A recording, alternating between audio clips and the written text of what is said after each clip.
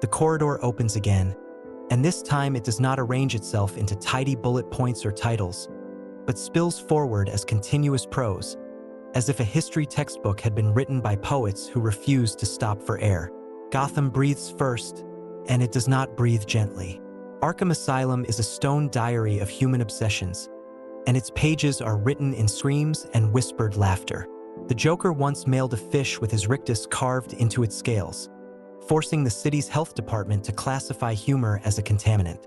Harvey Dent flipped a coin in a courtroom as a joke long before acid sculpted his face into a thesis about duality. And now every choice is a referendum on scar tissue. Edward Nygma once used his cane as a crowbar when riddles failed him, proof that his compulsions are less about intellect than about existing at all. Jonathan Crane carried a pistol one time, it misfired, and in that humiliation he decided chemicals were more reliable than bullets, so fear became his only argument. Pamela Isley animated a rose and named it after her mother, and when it wilted she buried the name along with it, deciding that plants would never betray her the way people had. Victor Fries rebuilt his wedding bouquet petal by petal from ice, and the act was so gentle it almost thawed his tragedy, though Nora never saw it. Batman studies them not as foes but as syllables of the city's grammar, gargoyles punctuating the skyline as commas in a language of despair. Metropolis gleams because it knows its shadows are tall enough to measure ambition. Lois Lane once smuggled herself into a terrorist camp inside a shipping crate and filed her story before rescue arrived, calling it nothing more than Tuesday. Jimmy Olsen once became a giant turtle man because Superman trusted him with a signal watch and the universe trusted him with slapstick, proof that myth can withstand absurdity. Lex Luthor built Lexopolis, a city within a city, as proof that perfection required his name engraved in concrete, and it collapsed beneath the weight of branding. Candor sits bottled inside the Fortress of Solitude, a miniature city humming with hymns of survival, and Clark often thinks that he could have been trapped too, and still they sing. Themyscira arranges itself as theology masquerading as urban planning. Its temples align with solstices, its arenas double as forums, and its libraries echo that are both hymns and legal codes. The Amazons teach that peace is work, sparring as debate and philosophy as combat. Pythagoras himself, some say, borrowed his theorem from their rituals of architecture. Hera once cursed an olive tree, and the Amazons replanted it over and over until the curse surrendered. Hermes delivered mail as faithfully as prophecy, leaving letters in urns. Diana once lassoed Socrates in a dream when he asked her what truth was, and the answer that emerged was silence. Themyscira exports not wars but philosophy given muscle and discipline. Central and Keystone cities hum at a different pitch, the rhythm of sneakers on asphalt and lightning on glass. Jay Garrick still jogs when no one is watching, because the winged helmet hums if he neglects it. Barry Allen annotates his own autopsy reports in pencil, insurance against being late to his own death again. Wally West carries his children across wheat fields, Linda Park noting that the lightning left footprints glowing faintly in the crops. The rogues treat crime like unionized labor, Captain Cold demanding dental benefits, Heatwave scribbling haikus about fire in prison notebooks, and Mirror Master living a year trapped in his own reflection before emerging convinced he was left-handed. When timelines fray, all speedsters gather in a diner where the pie is always bad and they keep coming back anyway. Atlantis endures as diplomacy written in tides. Arthur Curry speaks to Plankton with the same offers politicians, once negotiating peace between sharks and dolphins in a treaty still honored beneath waves. Mara turns water pressure into weaponry and truths sharper than any trident, telling the United Nations that they did not deserve her husband, though he served them anyway. Some obscure chronicles remember Orin as a child raised among seals before Atlantis reclaimed him, and those seals still appear in lullabies sung in the trenches. Atlantis paints murals of surface ships as invaders, and Arthur's crown is heavier because the sea never forgets. The Justice Society lingers like constellations that refuse to set. Jay Garrick's helmet is not aerodynamic but memorial, modeled after his father's miner cap polished into legend. Alan Scott's lantern was cut from a meteor that killed before it saved, and its weakness to wood was humility made law, because wood shelters and burns and builds homes. Wildcat trained Batman to throw a left hook with his hips, and Bruce still keeps the note in his case files. Kent Nelson once wept into Nabu's golden helm and left streaks of salt tears no spell could polish. Hawkman buried his own skeleton from a past life and whispered apologies to bones that had also been his. Their victories are remembered, but their legacy is measured more in inheritance, in Infinity Incorporated and every generation that treated initials like heirlooms. Robin is not a boy but a dialogue, a punctuation mark after Batman's sentence, an exhale after Gotham's growl. Dick Grayson fell from a trapeze and landed as family, borrowing the name Nightwing from Kryptonian myth to prove sidekicks could become sovereigns. Jason Todd stole tire irons in alleys and earned a grave by popular vote, then clawed his way back with rage and Lazarus Fire, wearing a red hood as the argument Batman never wanted to hear aloud. Tim Drake solved grief like an equation, deducing Bruce's identity because he believed math could prove companionship. Stephanie Brown painted her own cape purple because no one else would, then bled persistence into a world that tried to erase her. Damian Wayne arrived as heir to assassins and heir to a detective. Every apology he makes not a slip but a sacrament. Alfred logging each TT of annoyance like beads on a rosary. Robin is less a person than a language Batman never intended to invent. The Lantern spectrum is psychology painted across the stars. Willpower burns green, and Hal Jordan makes courage a blunt instrument. John Stewart drafts will as architecture. Guy Gardner sneers it into defiance, and Kyle Rayner sketches it into imagination. Fear glows yellow, and Sinestro teaches discipline as terror. His beast like Archillo weeping when children recoil because fear strengthens when innocence falters. Rage spews red from Atrocitus and from Dex Star, a stray cat who lost its home and proves anger can be as small and pure as it is cosmic. Hope shimmers blue through Saint Walker, whose ring only shines near will, because hope without action is merely yearning. Compassion chants in indigo, its language the first dialect of the universe, bolted onto villains to force empathy like a prosthetic heart. Love bleeds violet, Carol Ferris proving it can steady as much as it can suffocate. Avarice gorges orange, Larfleeze hoarding light as if it were candy, summoning corpses of greed to serve him and once trying to eat Christmas itself. Together, they form an equation of emotion mapped onto infinity, proof that the cosmos is a mirror for psychology, every star a mood ring. The corridor still extends, promising further layers. The new gods and their of tyranny and freedom, the Justice League's obscure case files written like police reports, the cartography of the multiverse drawn by monitors with trembling quills, the half-forgotten names like CHP, Ten-Eyed Man, Lady Cop, the Human Target, all waiting to be cataloged in prose that refuses to breathe until the reader does. The corridor bends deeper and the murals rearrange themselves into endless narrative, a river that insists every ripple is worth remembering. The next bend brings the cosmos of the new gods, beings carved from concepts rather than flesh. On New Genesis, Highfather stands in white light, a leader whose staff measures not authority but responsibility. On Apocalypse, Darkseid sits on a throne of stone and furnaces, convinced that the anti-life equation will prove his suspicion that free will is a lie. Orion snarls at him not just as son but as contradiction, the child raised in the court of enemies who still believes in defiance. Mr. Miracle escapes again and again, from traps, from destiny, from despair, proving that freedom is not an act but a practice, and Big Barda walks beside him as proof that strength can choose gentleness. The Forever People chant youth into rebellion, their slang a counterspell to tyranny, their mother box a heartbeat that will never be silenced. The Justice League's case files lie in drawers that smell of ink and urgency.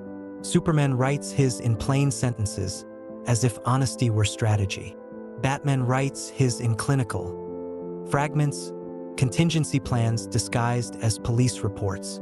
Wonder Woman writes hers as parables, each villain annotated with moral failings and possibilities of redemption. Aquaman writes in salt-smeared shorthand, noting tides and temperaments alike. Flash writes in rushed cursive, smudges like lightning burns on the page.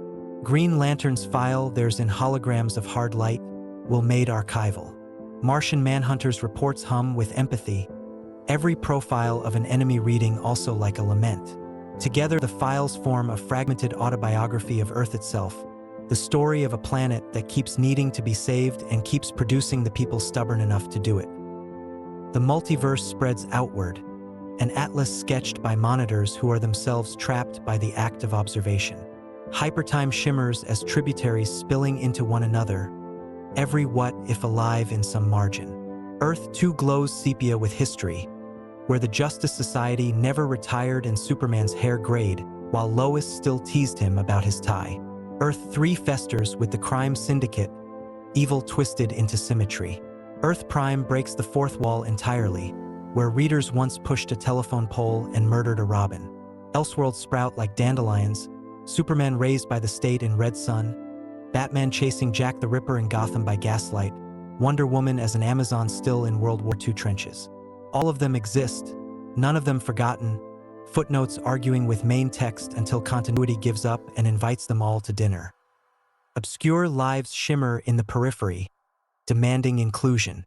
CHP, the Squirrel Green Lantern, died saving civilians who never learned his name, his tiny ring now silent in a forgotten drawer. Rotlop Fan, born blind, reshaped the oath into sound, swearing in harmonics and creating a lantern core of resonance, not vision. The ten-eyed man saw the world through his fingers, absurd and unsettling, yet every panel of his existence is a manifesto about perception. Lady Cop chased crime in streets where even superheroes rarely walked, her badge heavy not with power but with persistence. The human target died professionally, over and over, until one time it stuck and silence became the final disguise. Kite Man flew with string and stubbornness and found immortality in a city's ironic cheer. These names matter because the universe insists that even jokes, failures, and side characters carry weight in the weave. Magic sprawls like ivy through the cracks of physics. Zatanna chants backward, her words unzipping reality with sleight of syllable. John Constantine smokes at funerals and shrugs at gods, his victories measured not in triumph but in survival and scars. The Spectre punishes with divine wrath, though sometimes he is just Jim Corrigan in the dark begging for mercy. Swamp Thing wanders as proof that man and plant and story confuse, his footsteps rustling entire parliaments of green. Dr. Fate struggles under a helm that speaks louder than the man wearing it. Circe and Felix Faust whisper bargains, Etrigan. Rhymes and curses, Clarion the witch boy cackles in mischief. Magic in DC is not ordered, it is feral, and it stains the edges of every other story. Cosmic sagas stretch further. The Guardians of the Universe preach order from OA, their robes older than galaxies, their mistakes older still. The Controllers split off to hoard control like children sulking. The Zamorans channel devotion into sapphire armies. The Reach lurk with scarabs that rewrite spines. Dark Stars wear exo-armor when lanterns fall short. Thanagar wages endless wars. Hawk people reincarnated into soldiers too tired to remember which battle they began with. Ran orbits atoms strange like myth clinging to jetpack fuel. Its zeta beams both salvation and curse. Lobo rides his bike across star lanes, a last Charnian with a bounty hunter's laugh that mocks extinction itself. The cosmos in DC is less backdrop than chorus. Every world a stage of its own with curtains rising constantly. The legacies continue, each mantle a sentence rewritten by multiple authors. Flash is a saga of speed embodied by Jay, Barry, Wally, Bart, each writing their chapter in lightning. Green Lantern is an essay in willpower revised endlessly by Hal, John, Guy, Kyle, Jessica, Simon, Joe, each variation and experiment in courage. Batgirl begins as Barbara Gordon typing with fists, is broken and reborn into Oracle's network, and then passes into Cassandra Cain's silence, Stephanie Brown's persistence, and more beyond. Supergirl refracts Kara Zor-El's immigrant grief, Linda Danvers' mystical fusion, Syrell's brief cameo, each identity a debate about legacy and belonging. Blue Beetle dies in jokes and returns in Jamie Reyes' nervous bravery, his scarab whispering history into modernity. Shazam remains Billy Batson, but the word spreads into family, siblings sharing thunder like inheritance. And still the corridor goes because DC is inexhaustible. It is the Justice League and its spin-offs, the Outsiders, the Titans, the Doom Patrol, each team an experiment in how much damage companionship can withstand. It is villains turned anti-heroes, like Catwoman stealing morality with the same grace she steals jewels, or Harley Quinn laughing her way out of abuse into agency. It is cosmic threats that chew on existence itself, from Krona's hunger for beginnings to Necron's hunger for endings. It is crises plural, each time the sky turns red and worlds shiver, each time a Flash dies and returns, each time Superman proves that death is an inconvenience but not a conclusion. It is Lois Lane typing until gods blush, Alfred Pennyworth making tea stronger than grief, Renee Montoya asking questions until the city answers, and young heroes staring up at skies already crowded with symbols and deciding there is still room for theirs. The corridor stretches endlessly, but every mural says the same thing in different words. What survives is not just battles won but stories told, and DC tells them all again and again, as if afraid that if it stops speaking the universe will forget how to exist. The corridor unspools further and the walls vibrate with cosmic hymns, voices rising from every corner of DC's history until the air itself seems to sing continuity. The narrative bends now into the places that are not cities, not even worlds, but thresholds and liminal arenas where stories bleed into one another. There is the Rock of Eternity, fixed between past and future, where the wizard Shazam once chose a boy to inherit lightning. The cavern smells of ozone and parchment, its statues eternal guardians, its doors opening to the 7 magic lands, realms where imagination calcifies into geography. Billy Batson's shout cracks across dimensions, and every sibling who joins him multiplies the word into chorus. The power of Shazam is not thunder but family written in sound. There is the Speed Force, a current older than clocks, the place where flashes dissolve when they run too far. Barry Allen disappeared into it like ink into water. Wally West followed and returned with echoes of others. Max Mercury bowed like a monk before it, and Bart Allen treated it like a playground with cosmic swings. The Speed Force is heaven, hell, archive, and racetrack, a library of motion where lightning records every sprint. When a Flash dies, he becomes a footnote there, and when he returns, the footnote walks out of the book. The Phantom Zone hangs like a negative photograph, a prison with no walls. Kryptonians sent their criminals there, disembodied and howling, their crimes trapped in spectral orbit. General Zod recites military orders even in weightless eternity. Faura glares with a fury undimmed by decades, and other forgotten prisoners drift nameless, their hatred staining the silence.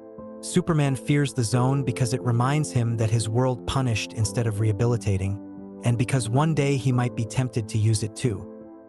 The dreaming expands under Morpheus and then under Daniel, a kingdom of shifting sands and softer panels, where Cain still kills Abel with ritual monotony, where Lucian catalogs fables, and where Matthew the Raven watches the stories of gods and men alike. Though born of Vertigo's ink, the dreaming folds into the DC cosmology because dreams refuse borders. Superman has walked there, Batman has interrogated its nightmares, and Wonder Woman has parleyed with its gods. The dreaming insists that the act of imagining is already canon. Elsewhere lies Skartaris, the hidden land of perpetual noon, where Warlord carves survival out of pulp tropes, swords and dinosaurs sharing panels without apology. Its sun never sets, and its continuity never ages, but it remains threaded to DC like a scar of forgotten adventure. Similarly, Gemworld stretches as Amethyst's realm, glittering and dangerous, where each house holds a gemstone as both sigil and destiny. Magic in DC builds nations as easily as it builds spells. Apocalypse and New Genesis stretch wider in their theology of tyranny and freedom, a binary written in fire and light. Darkseid's gaze is mathematical oppression, the Omega effect a formula that insists all equations reduce to submission. Highfather lights his staff with source flame and argues back. Orion wrestles with his own fury, torn between genetic destiny and chosen defiance. Mr. Miracle refuses every shackle, reminding the reader that escape is not cowardice but transcendence. Granny Goodness molds orphans into soldiers, turning nurture into weaponry. Big Barda breaks rank, proving that even gods can defect when love whispers louder than indoctrination. The cosmic wars extend. Krona, the guardian who sought origins, broke creation open with his obsession, and from that curiosity spilled entropy.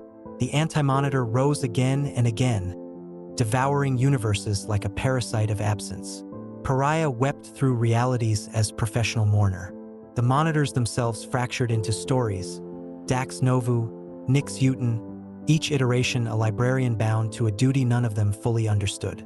When final crisis struck, one monitor died as the last reader of a collapsing book, his notes scribbled in the margins of existence. Villains too large for cities congregate here. Brainiac bottles civilizations in jars, collecting life as if it were data to hoard. Mongol rules Warworld, his throne made of arenas where warriors fight so he does not have to. The anti-life equation infects thoughts, turning free will into arithmetic. Necron calls corpses back as soldiers, reminding the living that memory itself can be weaponized. Trigon spreads his shadow through dimensions, fathering Raven as both curse and hope. Eclipso mutters in shards of diamond, Enchantress in whispers of green fire, and Despero roars across telepathic battlefields with a third eye that never sleeps. Teams fracture and reassemble endlessly. The Teen Titans began as sidekicks desperate to be more than echoes, becoming family despite betrayals like Terra's Judas contract, a wound that still aches in every reboot. The Outsiders formed when Batman decided the League was too restrained, a collection of misfits and soldiers who fought in margins. The Doom Patrol remains the strangest brotherhood, cursed by accidents and leadership that borders on neglect, their tragedies recast as endurance. The Justice League Dark exists because magic requires its own parliament of defenders, John Constantine and Zatanna arguing while Deadman jokes and Swamp Thing sighs. Each team is a thought experiment. What if trauma could still build trust? What if broken people could hold lines against apocalypse? History itself becomes setting. World War II birthed the freedom fighters. Uncle Sam personified into fist and flag, Phantom Lady disappearing into shadows, Doll Man shrinking into significance. Blackhawks flew fighter planes across pulp covers. The losers fought wars too grounded for capes, proving mortality has a place in four-color panels. Sergeant Rock marched Easy Company through gunfire with a cigar that never seemed to burn down. Every war comic bleeds into superhero myth, a reminder that DC's canvas is not limited to masks and capes. And still the corridor stretches. The next bend holds the ordinary civilians who matter, the journalists and detectives, the parents and lovers, the people without symbols who nonetheless anchor gods. For without them, the universe would be scaffolding without weight, myth without audience, thunder without ground to echo upon. The corridor narrows into streets and kitchens, into apartments with cracked windows and diners that never close, because the heart of DC is not gods or crises, but the civilians who anchor everything. Lois Lane types with ink that burns hotter than heat vision, and every word is a demand that truth stand taller than lies. Her articles topple regimes as surely as fists topple robots, and Clark knows that without her, Superman would be a cape without compass. Jimmy Olsen carries absurdity with courage, turning into monsters and heroes alike because friendship is its own magic word. Perry White slams his fist on desks until entire newsrooms believe again in headlines that matter. In Gotham, Alfred Pennyworth brews tea stronger than grief, sewing costumes with the same precision he once used on field dressings, his wit sharper than any batarang. Commissioner James Gordon smokes through midnight shifts, his loyalty less to the law than to the city itself, knowing Batman as partner more than myth. Harvey Bullock stumbles through corruption and cynicism but keeps showing up, because showing up is sometimes all Gotham demands. Leslie Tompkins stitches wounds and lectures the wounded, reminding vigilantes that healing is not optional. Renee Montoya begins as a cop and becomes a question incarnate, her badge traded for philosophy written in bruises, proving that identity is armor and weapon both. Parents haunt the stories as much as villains. Martha and Jonathan can't raise Clark with lessons about harvests and humility, their deaths echoing differently in each continuity but always forming the moral soil in which Superman grows. Thomas and Martha Wayne fall in an alley and never rise again, their pearls scattered as punctuation marks that Gotham still reads aloud. Hippolyta cradles Diana in clay and prayer, mother and queen and sculptor at once. Nora Fries sleeps in ice, haunting every line Victor speaks. The Allen family photographs hang in forensic labs, reminders that Barry runs not only for cities but for dinners missed. The Wests open their doors wide enough to let lightning be family. Civilians in Metropolis watch Superman in the sky and measure themselves not against his strength but against his kindness. Civilians in Gotham glance at shadows and wonder whether tonight the Bat is hunting criminals or merely watching over insomniacs. Civilians in Coast City remember the day it was annihilated and rebuilt. Their skyline proof that grief can pour concrete as easily as rage. Civilians in Bloodhaven endure corruption until Dick Grayson plants hope in the cracks. Civilians in Hub City breathe cynicism with every sunrise, their air thick with the unresolved questions that Vic Sage and later Renee Montoya try to translate into justice. The magic corners of the world have their bystanders too. Ordinary Londoners cross paths with John Constantine and live to regret the cigarette smoke that followed. Shopkeepers in Fawcett City have watched a boy run into alleys and a hero emerge with thunder, pretending not to connect the dots. Townsfolk in Ivytown see science shrink to subatomic scale and still complain about parking. Students in Happy Harbor once watched the Justice League train young protégés in a cave and wondered if their town would ever be ordinary again. Even villains have families that bind them. Cheetah once had friends who remembered her before the curse. Captain Cold's sister Lisa was his compass even as he froze entire cities. Black Adam's grief for his wife and son remade nations. Harley Quinn redefined herself not because of the Joker but because ordinary people looked at her and expected more. Each of these connections ties myth back to humanity, making the difference between archetype and person. The corridor insists that DC is built not just on symbols but on the people who witness them, challenge them, love them, or survive them. Gods fall, crises reset, multiverses fracture, but Lois Lane will still file copy before deadline. Alfred will still polish silver while waiting for Bruce to come home. Gordon will still light a cigarette under the bat signal. And an anonymous civilian will still glance upward at a streak in the sky and believe for one more night that they are not alone. The corridor darkens and reshapes itself into an asylum, an alley, a fortress, and a lair, because villains in DC are not background. They are alternate mirrors, case studies, inevitabilities given costume and name. Gotham's rogues breathe first, their shadows longer than skyscrapers. The Joker laughs with modulation, sometimes shrill, sometimes low, his humor a weapon as precise as a scalpel. He once carved his grin into fish and mailed them until the city had to legislate comedy as if it were poison. Two-Face flips a coin scarred by acid, each toss a trial by fire, the law twisted into a carnival trick. The Riddler poses questions for voids as much as for heroes, sometimes leaving riddles unsolved simply to prove that he exists. Scarecrow refines chemicals until fear itself is distilled, a professor-turned-sadist who trusts phobia more than bullets. Poison Ivy animates gardens into vengeance, whispering lullabies to roses named after ghosts. Mr. Freeze freezes bouquets and whispers Nora's name like a mantra that is also a wound. Clayface shifts between identities, actor and monster at once, every disguise a commentary on the roles we play. Gotham's rogues are not simply adversaries. They are aspects of Gotham's own pathology, reflections of the city's paranoia, grief, obsession, and vanity. Metropolis has its own pantheon of adversaries, though their stage is brighter. Lex Luthor polishes his ego until it shines brighter than kryptonite, his genius so poisoned by envy that he cannot imagine a world where Superman is a friend rather than a rival. Brainiac bottles civilizations, a collector who mistakes possession for understanding, shrinking cities until their screams fit jars.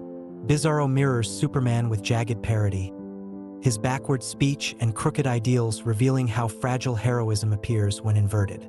Metallo lives with kryptonite for a heart, his humanity lost in the glow of the very weapon designed to destroy the alien he hates. Parasite drains not just power but essence, proving that envy is hunger made flesh. Each of them challenges Superman less with strength than with philosophy, each insisting in their own way that humanity cannot survive standing next to a god. Central and Keystone give rise to rogues who are almost family, criminals who hold meetings and charters as if crime were a union contract. Captain Cold demands structure, his freeze gun a tool of discipline more than destruction. Heat Wave writes haikus about fire from his prison bunk. Mirror Master once lived trapped in his own reflection until he doubted which side of the glass was real. Weather Wizard tunes storms to grief. Trickster laughs until the joke lands in tragedy. And Pied Piper turns music into redemption. Once criminal, later ally. The Flash's enemies are less monsters than men who refuse to leave the track. Reminders that speed is not the only way to outrun despair. Wonder Woman's adversaries carry myth as armor. Cheetah pounces with claws sharpened by ancient curses. Her friendship with Diana frayed into tragedy, loyalty rotted. Into rivalry, Ares personifies war itself, a god too addicted to conflict to ever imagine peace. His battles with Diana less combat than philosophical debate. Circe weaves sorcery into seduction, turning men into beasts and truths into illusions, her defiance of gods and mortals alike echoing the arrogance of myth. Dr. Psycho seethes misogyny into psychic assault, his smallness weaponized into venom. Villains of Themyscira reveal that divinity itself can be toxic, that gods are not immune to pettiness, cruelty, or obsession. Aquaman's enemies swim in saltier waters. Black Manta wears a helmet that refracts vengeance into laser fire. Every battle with Arthur less about conquest than about grief sharpened into hatred. Ocean Master, Arthur's half-brother, wages war against the surface as if betrayal were birthright. Every clash a family argument magnified into tidal wave. Their rivalry is a reminder that thrones are fragile, that the sea remembers grudges longer than land. Green Lanterns face enemies that embody psychology more than physics. Sinestro, once mentor, now tyrant, turns willpower into control and fear into an empire. Star Sapphire blurs love into obsession, her devotion sharpened into violence. Atrocitus bleeds rage, his red lanterns vomiting plasma in place of words, while Larfleeze hoards orange greed so hungrily he cannot share even with himself. Their wars are lantern wars, but truly they are wars of philosophy, colors mapped onto emotions, arguments painted across galaxies. Even obscure villains breathe in this corridor. Kite Man strings defiance to cheap fabric and mutters, "Hell yeah," until the city itself answers. Polka Dot Man turns fashion into absurd artillery. Condiment King slips mustard beneath boots until laughter becomes danger. Crazy Quilt paints crimes in kaleidoscopes. Ten-Eyed Man sees through fingers until reality itself feels like mockery. Some are punchlines, but even jokes leave bruises. DC remembers them all, because every villain, great or small, writes an annotation in the margin of its myth. Villains in DC are not just obstacles but essays. They argue with heroes, contradict them, mock them, mirror them, and force them to become sharper. Without rogues, there is no need for vigilance. Without monsters, no proof of humanity. They are darkness that insists light must explain itself. And so the corridor catalogs them not as interruptions but as essential chapters, proof that even gods require opposition to define themselves. The corridor flickers red, skies crack open, and the murals shift into ruptures where whole realities scream. Because in DC, crisis is not an event, but a recurring heartbeat that shakes the multiverse until its walls bleed. The first tremor comes as shadows that devour entire worlds. Anti-Monitor rising from antimatter like an avalanche that knows its own. Hunger, the Monitor, benevolent cartographer of realities, recruits champions as if shelving books from a burning library. Harbinger gathers heroes like a desperate archivist. Pariah weeps endlessly, cursed to witness every annihilation. His tears the only continuity that never resets. Skies turn crimson, Earths fold into each other, histories collapse into mergers, and Supergirl dies with fists swinging and hope blazing. Her sacrifice memorialized in Alex Ross paintings that still ache decades later. Barry Allen runs faster than time and dissolves into lightning, a speedster transformed into a ghost story. Earth 1 and Earth 2, Earth S and Earth X, Earth 4 and Earth Prime all condense into one fragile narrative. Simplified but scarred, continuity rewritten with funerals embedded in its margins. Crisis on Infinite Earths does not end with victory, but with compromise. Fewer worlds, more silence, and the ache of memory that only a few heroes retain. The next rupture strikes with paradox and countdowns. 0 hour arrives like a clock insisting its own face must be redrawn. Time fractures, Hal Jordan consumed by grief becomes parallax, rewriting history with green flame as pen and eraser. Heroes and villains alike tumble through rewritten moments, some erased, some aged, some reborn. The timeline resets again, cleaner lines on a sketch still wet with ink. But the shadow of what was lost lingers and whispers. What if that history still exists, folded in a corner of hypertime where discarded drafts breathe? Infinite Crisis opens old wounds and refuses to let them heal. Alexander Luthor schemes with surgical cruelty, piecing universes like puzzles cut from grief. Superboy Prime pounds reality itself until walls of continuity crack, his fists rewriting physics with tantrum rage. Kal-El, the Superman of Earth 2, aches for the golden age that died, his nostalgia weaponized into tragedy. The heroes fight not only villains but their own legacies, the question of whether darker modernity has poisoned their myth. When the dust clears, multiverse is reborn, 52 Earths spread across an endless cartography, each humming with possibility, each a response to longing. Countdown to Final Crisis pretends to organize the chaos, a weekly heartbeat counting backward, but the true eruption comes in Final Crisis itself. Darkseid falls through the multiverse like an idea given gravity, the anti-life equation infecting thought until free will becomes arithmetic. Libra whispers sermons of surrender, gods fall like ash, and the question of evil becomes less about victory than about infection. Batman fires a bullet backwards through time, struck by Omega sanction yet refusing to die properly, instead falling through caveman charcoal, pirate ink, colonial journals, and futuristic code, leaving SOS messages across history. Superman sings a note that repairs reality, music as medicine, myth as tuning fork.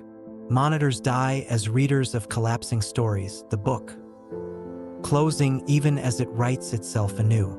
Final Crisis proves that apocalypse can be jazz, dissonant and terrifying, yet improvisational enough to survive. Flashpoint blooms like grief disguised as miracle. Barry Allen wakes to a world where his mother lives, but every other truth has drowned. Thomas Wayne carries a gun as Batman. Martha Wayne laughs as Joker. Atlantis and Themyscira wage war that drowns continents. Superman is imprisoned in a bunker without sunlight, and everything aches with wrongness. Barry runs again, returns time to its rails, but when he arrives, the rails have shifted. The new 52 born with harder edges and compressed histories. 5 years of history, condensed and hurried, stories made sleeker but aching with missing context. A reset that is also an erasure, yet one that still births myths worth telling. Rebirth answers Flashpoint with memory as antidote. Wally West, forgotten by the timeline, presses against reality until Barry remembers him, and in that touch the universe exhales relief. A button stained with blood hints that Watchmen's Dr. Manhattan has tampered with optimism itself, a meta-villain editing the hope from continuity. The Doomsday Clock turns, Watchmen and DC colliding, and in its resolution Superman's optimism proves more enduring than cynicism's machinery. Once again, continuity chooses heart over despair. Dark Nights.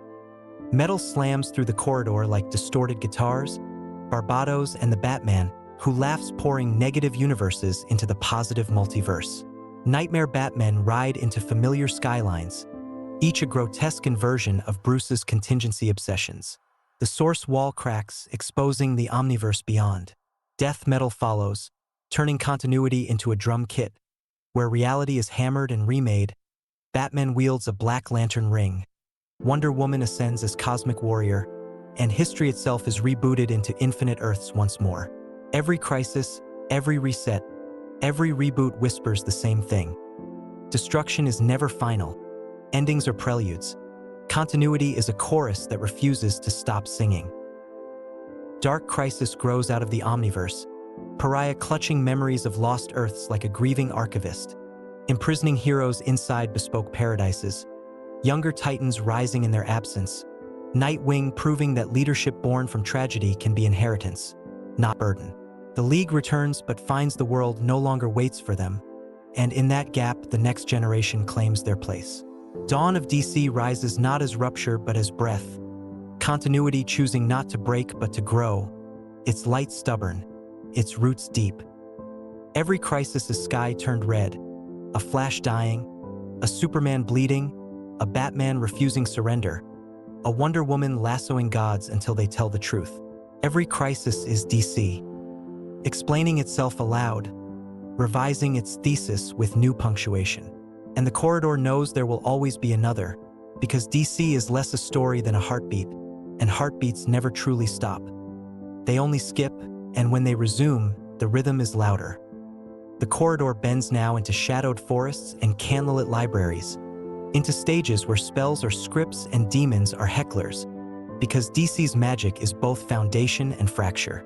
It begins with words, syllables that warp physics. Zatanna speaks backward, her tongue unzipping reality as if it were stitched in reverse. Constantine smirks in alleys, lighting cigarettes on the edge of the world, every exhale a curse against gods and devils alike. Dr. Fate wears the helm of Nabu, a golden prison whose wisdom is possession disguised as guidance. The specter looms as divine wrath incarnate, Jim Corrigan fused with omnipotent vengeance, his verdicts written in plagues and fire. Swamp Thing shuffles through bogs and parliament halls of the green, proving that humanity and ecology are inseparable myths. Etrigan rhymes curses as Jason Blood clenches his jaw, demon and man lashed together by Merlin's stubbornness. Clarion the witch boy laughs like broken glass, accompanied always by Tikal, his cat that is more curse than companion. Enchantress whispers green fire into shadows, Felix Faust bargains knowledge for damnation, and Circe transforms truth into beast with a single sneer. The Justice League dark gathers because no other table is suited for such company. Constantine brings cynicism, Zatanna brings power balanced by guilt, Deadman jokes from the margins of mortality, Madame Xanadu reads futures in tea and tragedy, and Swamp Thing sighs from the roots of eternity. Together they fight battles that the League of Gods cannot, wars waged not with fists but with names and contracts. When vampires declare war, when upside-down man tears spells inside out, when magical entropy threatens to unravel all order, they stand in the breach, uneasy allies bound by necessity rather than trust. Magic in DC is older than Krypton, older than the multiverse's first gears. The Lords of Order and Chaos play chess with worlds as pawns, their balance unstable as any scale. The Trenchcoat Brigade, a gathering of occultists from disparate corners, meets in forgotten pubs to argue strategy while drinking futures away. The books of magic anoint a boy named Timothy Hunter as possible heir to every spell ever written. His owl familiar a guide through pages that could burn him or save him. Dreams bleed in from the endless. Morpheus broods, death smiles kindly, destiny turns pages that contain all outcomes, desire sharpens every rivalry into wound, delirium paints madness into murals, destruction wanders away from responsibility, and despair holds hooks that drag hope into silence. Though Vertigo gave them origin, they bleed into DC proper because dreams, death, and desire do not respect publishing imprints. Obscure corners shimmer like forgotten spells. Amethyst rules Gemworld, where Gemstone houses embody politics and destiny alike, her battles sparkling with danger and prophecy. Skartaris hides beneath the crust of Earth, its sun never setting, its barbarian myths never aging, warlord carving pulp adventure out of endless noon. The Shadow Pact assembles Ragman, Nightmaster, and others, their powers stitched from rags, guitars, and prayers, protecting corners nobody else remembers. Pandora carries her cursed box through endless retellings, each story pretending it might finally open differently. The Phantom Stranger stalks quietly, his origin retold so many times that uncertainty itself becomes his defining magic. Demons and underworlds rage in parallel. Trigon spreads his shadow across dimensions, fathering Raven as both curse and redemption. Naren bargains like a CEO of hell, contracts in place of brimstone. Blaze and Satinus feud like siblings with infernal empires as playgrounds. Black Alice channels powers not her own, a thief of sorcery caught between adolescence and apocalypse. Shadow demons swarm wherever great crises bloom, heralds of larger hungers. Hellblazer's streets bleed into Gotham's alleys and Metropolis's rooftops, because even capes cannot keep their boots clean when magic seeps upward. Magic wars with itself as often as with others. The Day of Vengeance saw the specter unleashed against sorcery, punishing spell and witch alike, until even Zatanna trembled. Black Adam's grief tore into Kondak with mystical ferocity, transforming geopolitics into magical calamity. The helmet of fate passes from bearer to bearer, its wisdom too heavy for any one life. Every magical catastrophe is less about apocalypse than about truth revealed. That power without balance is damnation, that knowledge without humility is rot, that love and grief are themselves incantations. And still the corridor insists, magic is not orderly in DC. It is feral, it is contradictory, it is both backdrop and stage, both weapon and poem. Superman lifts mountains, Batman breaks conspiracies, Wonder Woman binds truth. But when the rules themselves rebel, when the page catches fire with spellcraft, when gods stumble drunk into mortal taverns, it is the mages, witches, and monsters who must answer. Their victories uncertain, their survival miraculous, their legacies written in ash and ink that never dries. The corridor widens into starlight, nebulae painted across its ceiling, galaxies turning like gears. Because DC's cosmos is never empty but crowded with empires, lanterns, and gods. At its heart sits OA, a planet of endless stone and judgment, where the guardians of the universe float in cloaks older than most stars. They are short, blue, and ancient, their faces lined not by age but by arrogance, each decision a decree etched across sectors. Their Green Lantern Corps patrols the universe like arteries of willpower, rings choosing bearers by courage or stubbornness. Hal Jordan flies reckless and radiant, John Stewart builds with architectural precision, Guy Gardner sneers will into weaponry, Kyle Rayner imagines constructs like art projects, Jessica Cruz turns anxiety into defiant courage, Simon Baz carves faith into fire, and Joe Mullen polices not a sector but morality itself in the farthest reaches of the cosmos. Every lantern proves that will is not a singular virtue but a spectrum of stubbornness, resilience, and refusal. Beyond green burn other colors. Sinestro wields yellow fear, his core disciplined and tyrannical, proving that terror is its own form of order. Atrocitus vomits rage into red light, his followers spewing plasma instead of breath, each heartbeat a weapon. Larfleeze hoards orange greed alone, his core ghosts of avarice torn from memory, his hunger so absolute he once tried to eat Christmas. Saint Walker's blue hope glows brightest beside green, because hope without will is a wish whispered into void. Indigo rings force compassion onto unwilling bearers, empathy as punishment and salvation both. Star sapphires blur love and obsession, Carol Ferris proving that devotion is both shield and chain.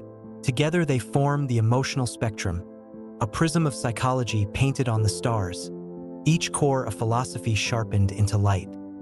But OA is not the only empire. Thanagar soars with wings of nth metal, its hawks reincarnated across centuries, soldiers who never remember peace. Ran orbits perilously close to tragedy, its champion Adam Strange pulled back and forth by Zeta beams, torn between a home that isn't his and a world that needs him desperately. Tamarin burns with passion and fire, Starfire's people radiant in emotion as much as in flame. The Dominators plot in cold genetic calculus, their yellow circles marking hierarchy in a cast of cruelty. The Reach creep in scarabs that graft themselves onto spines, rewriting teenagers into soldiers. Jamie Reyes, the only one to turn symbiosis into heroism. Kund war fleets roar across star maps. Mongol's warworld drifts as arena and empire, where gladiators fight so he never has to. Darkseid watches all from Apocalypse, his throne carved into shadow, his Omega beams hunting across panels like red inevitabilities. He does not conquer for land but for souls, his anti-life equation the proof he seeks that freedom is an illusion. High Father resists from New Genesis, a planet of gardens orbiting the source, his staff crackling with balanced flame. Orion, son of both, snarls with fury he cannot banish, raised by High Father yet carrying Darkseid's blood, torn between nurture and nature. Mr. Miracle escapes every chain, his wife Big Barda smashing through legions to stand with him, their love proof that even gods can defect from tyranny. The Forever People chant youth into revolution, riding their supercycle into wars they never wanted but refused to flee. Granny Goodness trains orphans into soldiers, twisting nurture into brutality, while Desad invents tortures like hymns to cruelty. New gods are not metaphors, they are theology personified, every battle a sermon. Cosmic threats multiply. Brainiac bottles civilizations as if they were butterflies, shrinking cities until their screams fit jars. Parallax slithers as fear incarnate, sometimes wearing Hal Jordan like a puppet.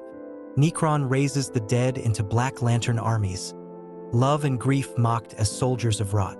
Krona, the guardian who sought beginnings, tears open universes with his curiosity, his punishment birthing more destruction. The Anti-Monitor devours universes whole, antimatter tides sweeping through continuity until even skies burn red. Trigon spreads his shadow through dimensions, fathering Raven as both curse and salvation.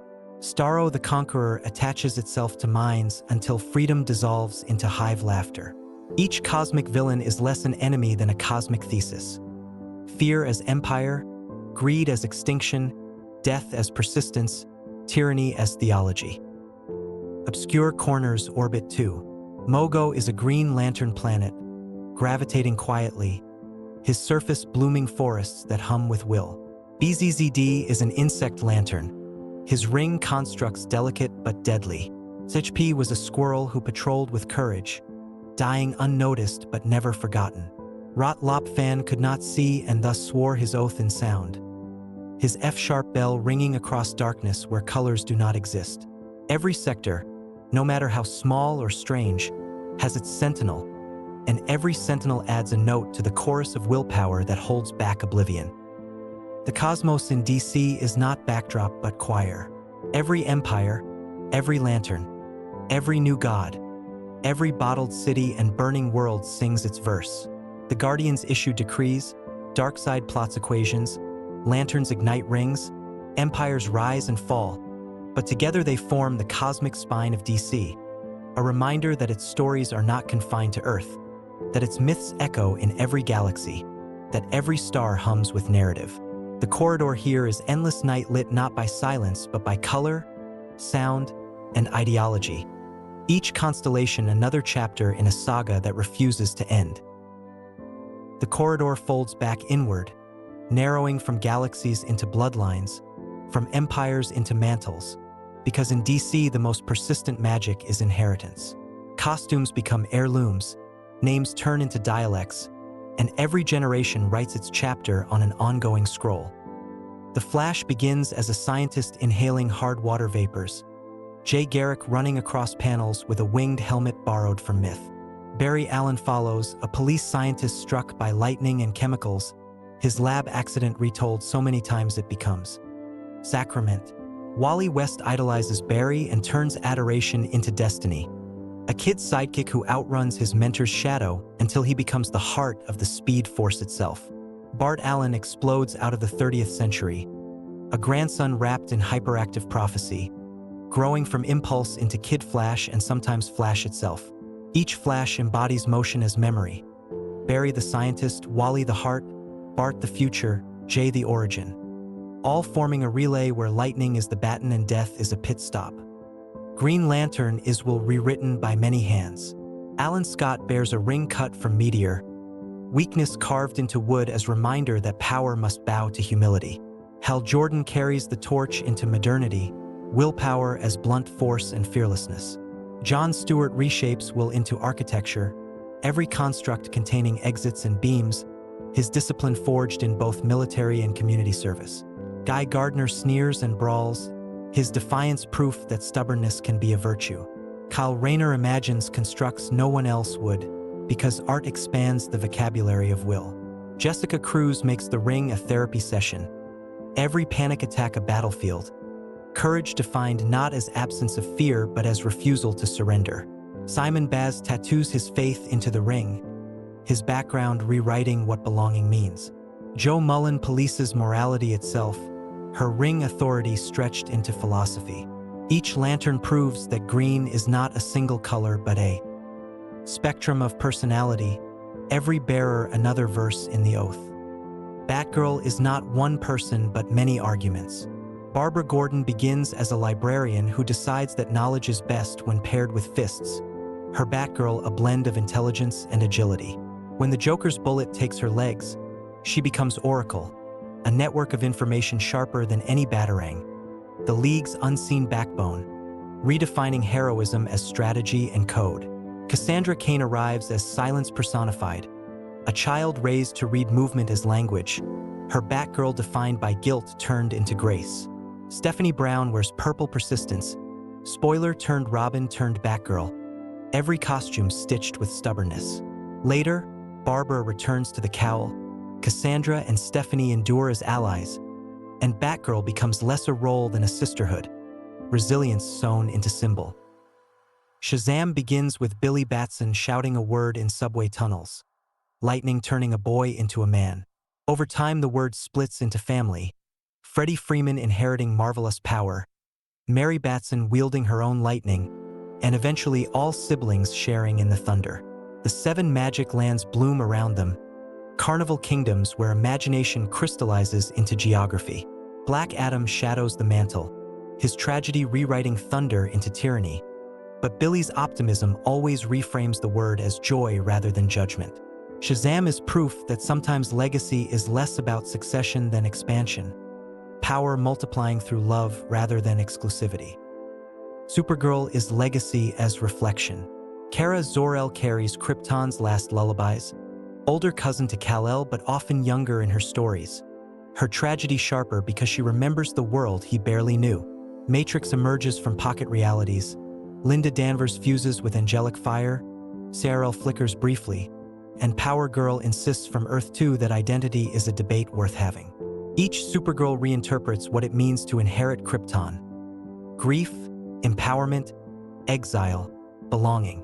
They prove that legacy can fracture but still remain holy. Robin is the mantle of dialogue, already traced across Dick, Jason, Tim, Stephanie, and Damian. Nightwing emerges from Robin's shadow, Red Hood snarls from Death's resurrection. Red Robin deduces what others overlook. Spoiler paints purple persistence. Damian carries assassin bloodline into discipline. Robin is not identity but conversation. Batman's vow translated into multiple dialects across decades. Each Robin both affirmation and rebellion. The Titans form when sidekicks refuse to be footnotes. Dick leads. Donna Troy searches for identity through infinite retcons. Wally West makes the team family. Garth and Roy bleed loyalty into dysfunction. They suffer betrayals. Tara's Judas contract slicing them open, but endure, their resilience itself a kind of legacy. The Titans prove that graduation from psychic to hero is not a severance but an evolution. The Justice Society stands as ancestral prototype, their legacies written into Infinity Incorporated and the modern JSA. Stargirl inherits a cosmic staff, her optimism shining as brightly as any lantern. Wildcat trains protégés in gyms where bruises equal wisdom. Dr. Midnight's successors swap goggles and ethics alike. Each new bearer proves that the Golden Age never truly ended. It just handed down its weapons. Even obscure legacies persist. Blue Beetle passes from Dan Garrett to Ted Kord to Jamie Reyes, transforming from archaeologist to inventor to teenager, each Beetle rewriting the Scarab's history.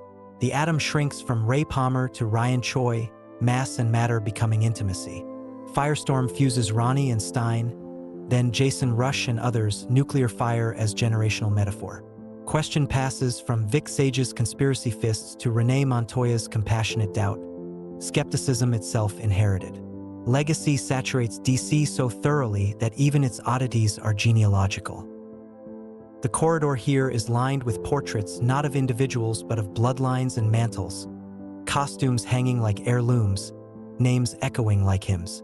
Every new generation alters the song, Every new voice harmonizes or rebels, but the melody continues. Legacy is DC's true continuity, stronger than any reboot, older than any crisis, proof that what matters is not who wears the mask but that someone always does. The corridor fractures into mirrors, each shard another Earth, each reflection an argument about possibility. Elseworlds and alternate worlds hum here, voices of stories that exist beside but never behind, what-ifs given flesh. The multiverse is not a backdrop but a prism, every Earth refracting mythology into new shapes. One shard burns red as sun and ideology.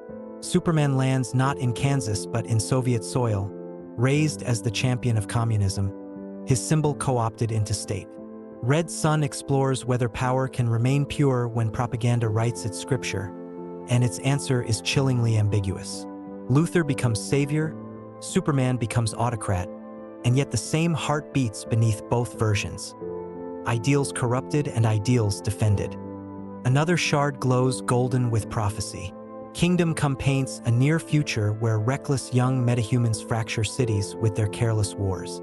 The old guard, Superman graying, Batman broken in armor, Wonder Woman impatient, returns to impose order. The story is told through the eyes of a preacher guided by the specter, ordinary perspective forced to witness divine conflict. It is a sermon on responsibility, a hymn that mourns nostalgia and warns against cynicism, a reminder that hope must be renewed, not assumed.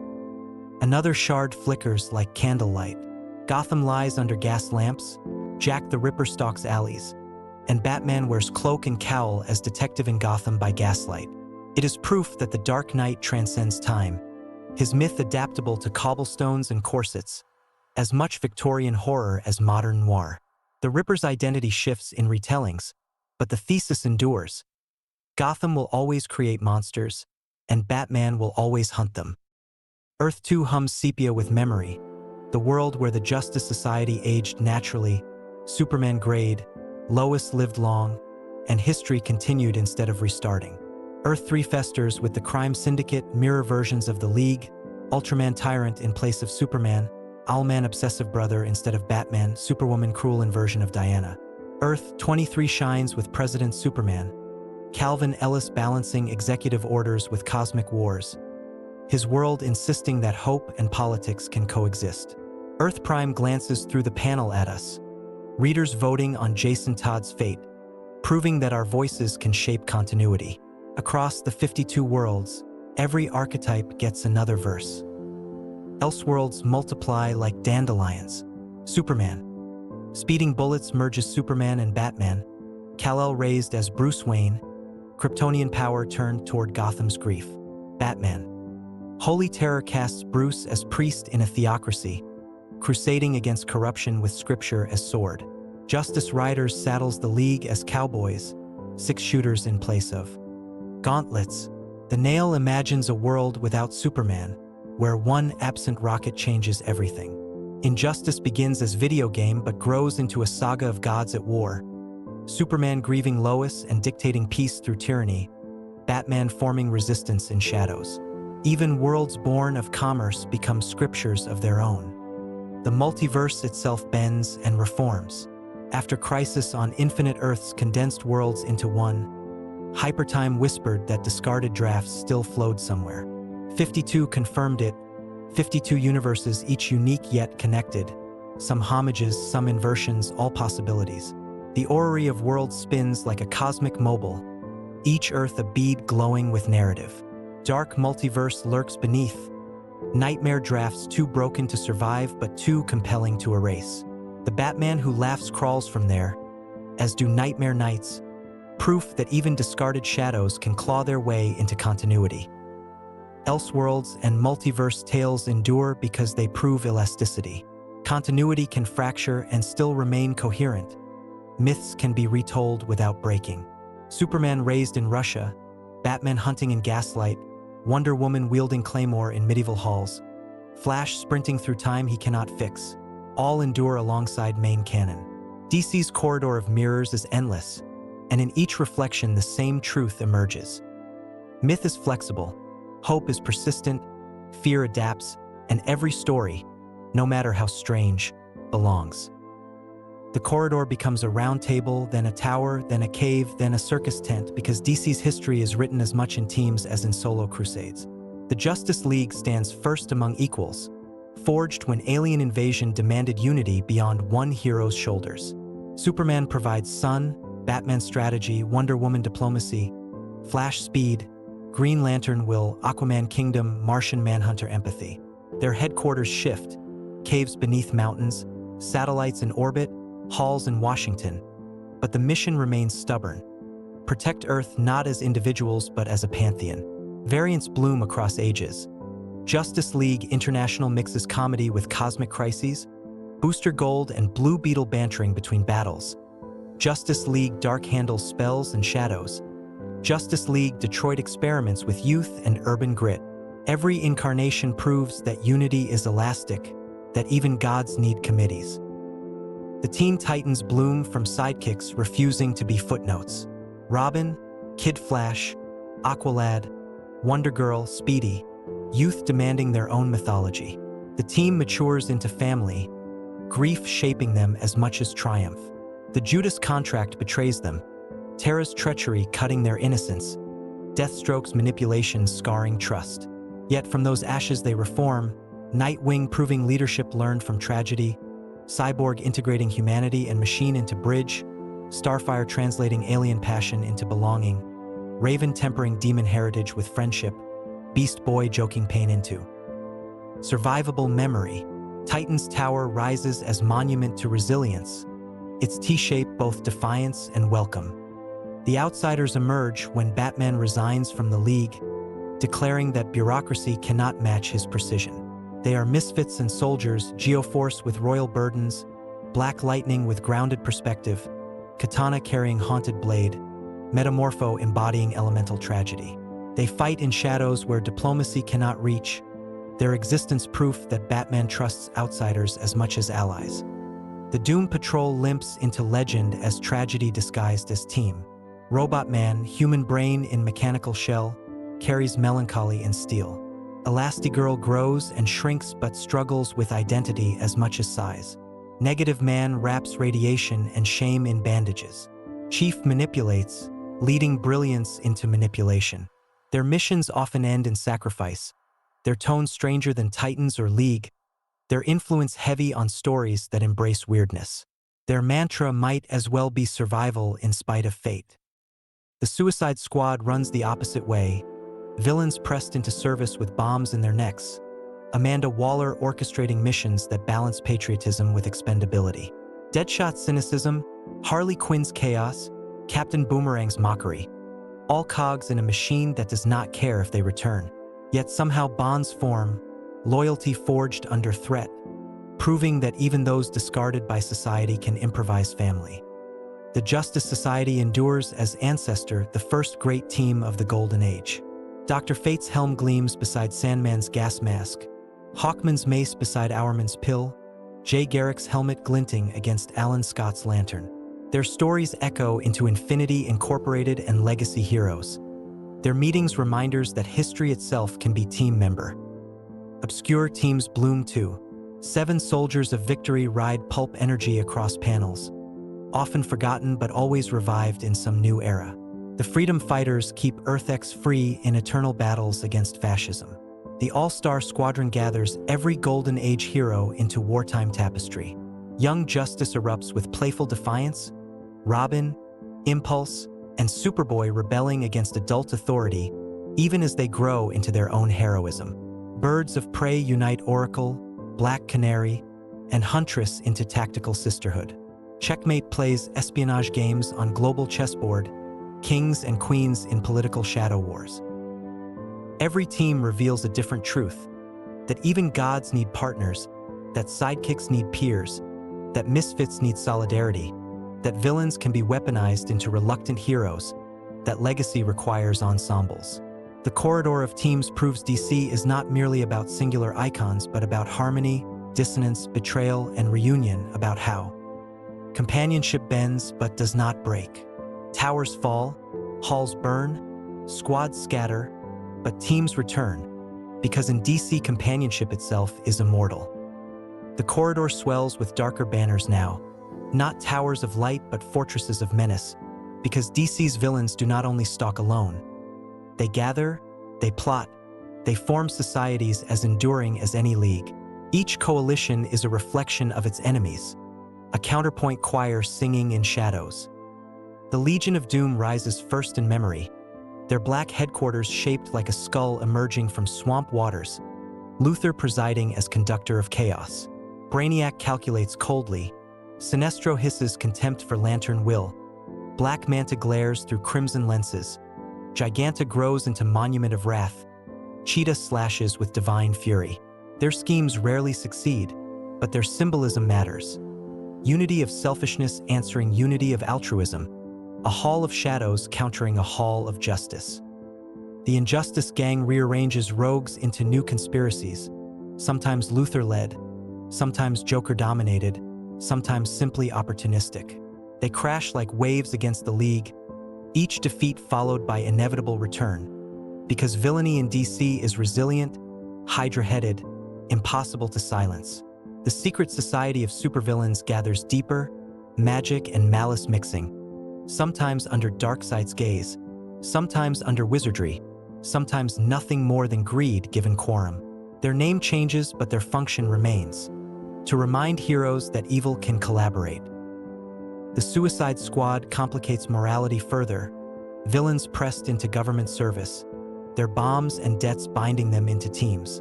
Amanda Waller directs not as villain or hero but as realist, her morality pragmatic, her ethics sharp as knives. Deadshot shoots with precision born of fatalism, Harley Quinn drags madness into charm, Captain Boomerang sneers with cowardice that accidentally becomes bravery. Sometimes they fail, sometimes they fracture, sometimes they win with losses greater than victory, but they endure because expendability itself is their continuity. Legions stretch further into the future. The Fatal Five oppose the Legion of Superheroes, Emerald Empress wielding Eye of Ekron, Validus thundering as Twisted Child of Lightning Lad, Persuader swinging atomic axe, Theric calculating with cybernetic cruelty, Mano disintegrating with a touch. They remind the 31st century that villainy ages with heroism, evolving as counterpart across time. Villain families breed their own dynasties. The rogues of Central City operate less as chaos than as guild. Bound by rules even Flash respects. Gotham's villains mutate endlessly, Arkham's hallways echoing with legacy as much as tragedy. Luthor builds empires of corporate malice, his successors and clones mimicking ambition. Ra's al Ghul calls his Assassins' League, his Lazarus pits bubbling with inheritance of ideology.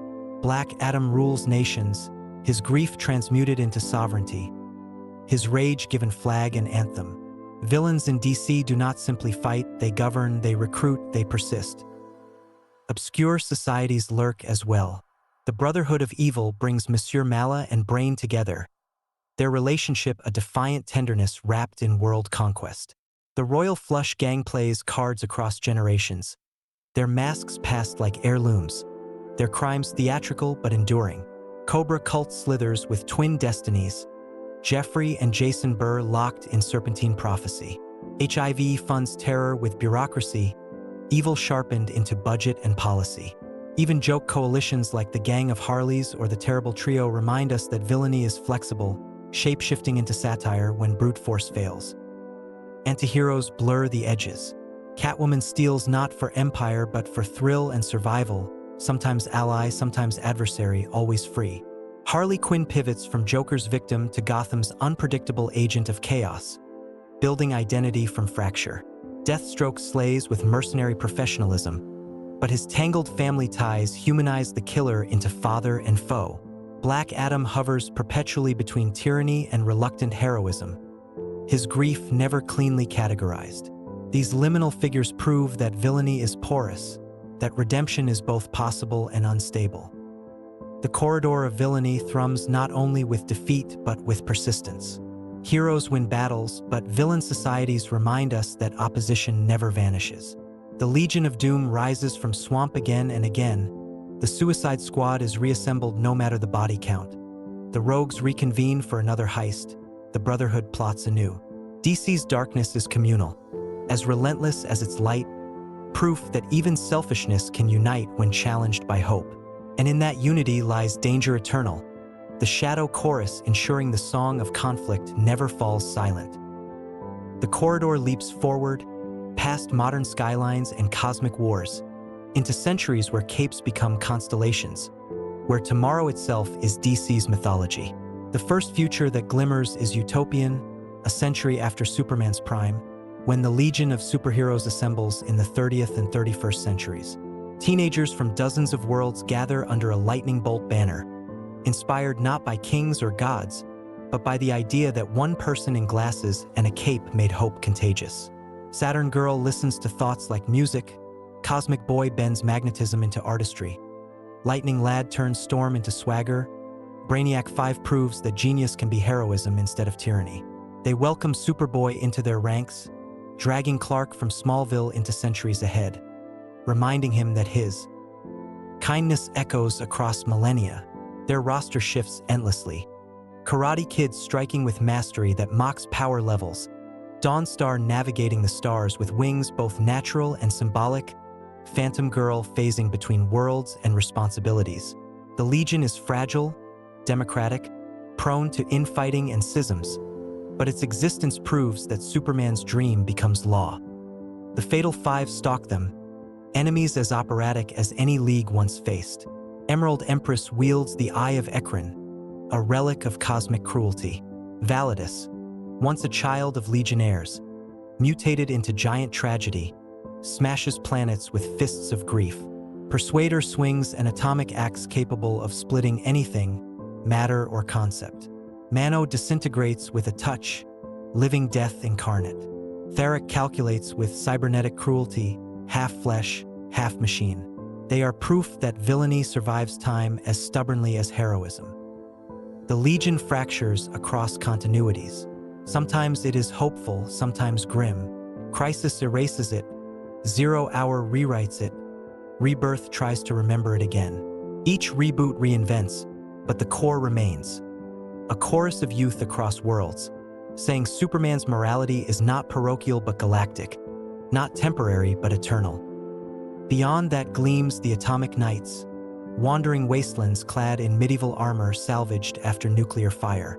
They ride giant Dalmatians across deserts, their pulp imagery absurd yet enduring, survivalist hope wrapped in knightly pageantry. Commandy, the last boy on Earth, sprints through that same wasteland, blonde hair and torn clothes, navigating a planet where animals evolve into kingdoms. Tiger empires, rat scavengers, gorilla tribes, humanity reduced to endangered species. His world is pulp apocalypse. Jack Kirby's hymn to persistence after civilization's collapse, a warning wrapped in wonder.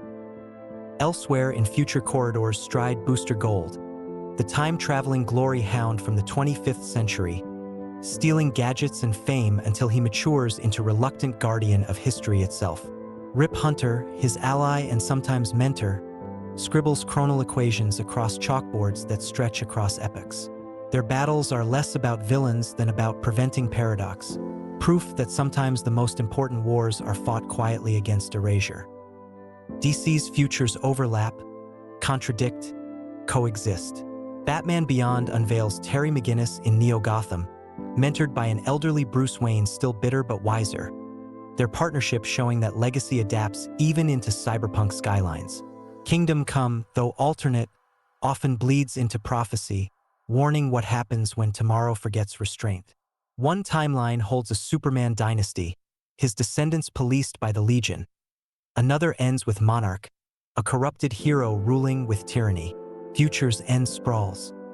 Dystopian, Brother Eye enslaving heroes into cybernetic husks. Yet every bleak timeline contains seeds of resistance. A boy in goggles, a girl with lightning in her veins, a team reborn from archives. The corridor's far end hums with uncertainty, because DC's future is never final. Every reboot redraws tomorrow, every crisis reorders centuries, every Elseworld inserts a possibility. Yet the refrain endures, that Superman's example sparks centuries of imitation, that Batman's detective shadow stalks into cybernetic eras, that Wonder Woman's compassion births new philosophies, that lantern rings still find bearers, that speedsters still race thunder. The Legion salutes across centuries. Commandy scavenges ruins, Booster stumbles across paradox. And in each story, tomorrow is not silence but chorus. DC's future is endless rehearsal, the next millennium already humming with narrative waiting to be sung. The corridor does not lead to city or starfield now, but into temples without walls, places where theology itself takes on capes and panels, because DC's gods are not metaphors, they are characters that debate existence aloud. At the farthest point glimmers the source, a barrier at the edge of all creation, sometimes a wall etched with burning glyphs, sometimes an ocean too wide to cross, sometimes a flame older than narration itself. From its spill, the new gods, children of concept, forever divided between New Genesis's gardens and Apocalypse's furnaces. Yet even they bow to what lies beyond, the source a silence even Darkseid cannot command. Above them hovers the presence, DC's highest name for divinity, at times depicted as a hand drawing stars, at times as a voice in shadows, at times refracted through intermediaries like the Spectre, Phantom Stranger, or even a quiet dog named the Kindly One. The presence is deliberately distant, proof that faith survives even in fiction, that questions matter more than answers. When asked directly, even angels hedge, saying only that the presence is. The endless drift from Vertigo's dreaming but bleed inevitably into DC cosmology. Destiny turns his chained book, its pages the size of galaxies, every story pre-written yet still alive. Death greets all beings kindly, Superman and Darkseid alike, reminding each that endings are not cruelty but necessity. Dream rules the dreaming, sometimes Morpheus brooding in obsidian melancholy, sometimes Daniel in white, each a curator of imagination. Desire leans against thresholds, neither brother nor sister but both, manipulating affections into war. Despair clutches her ring and fishhooks, making silence contagious.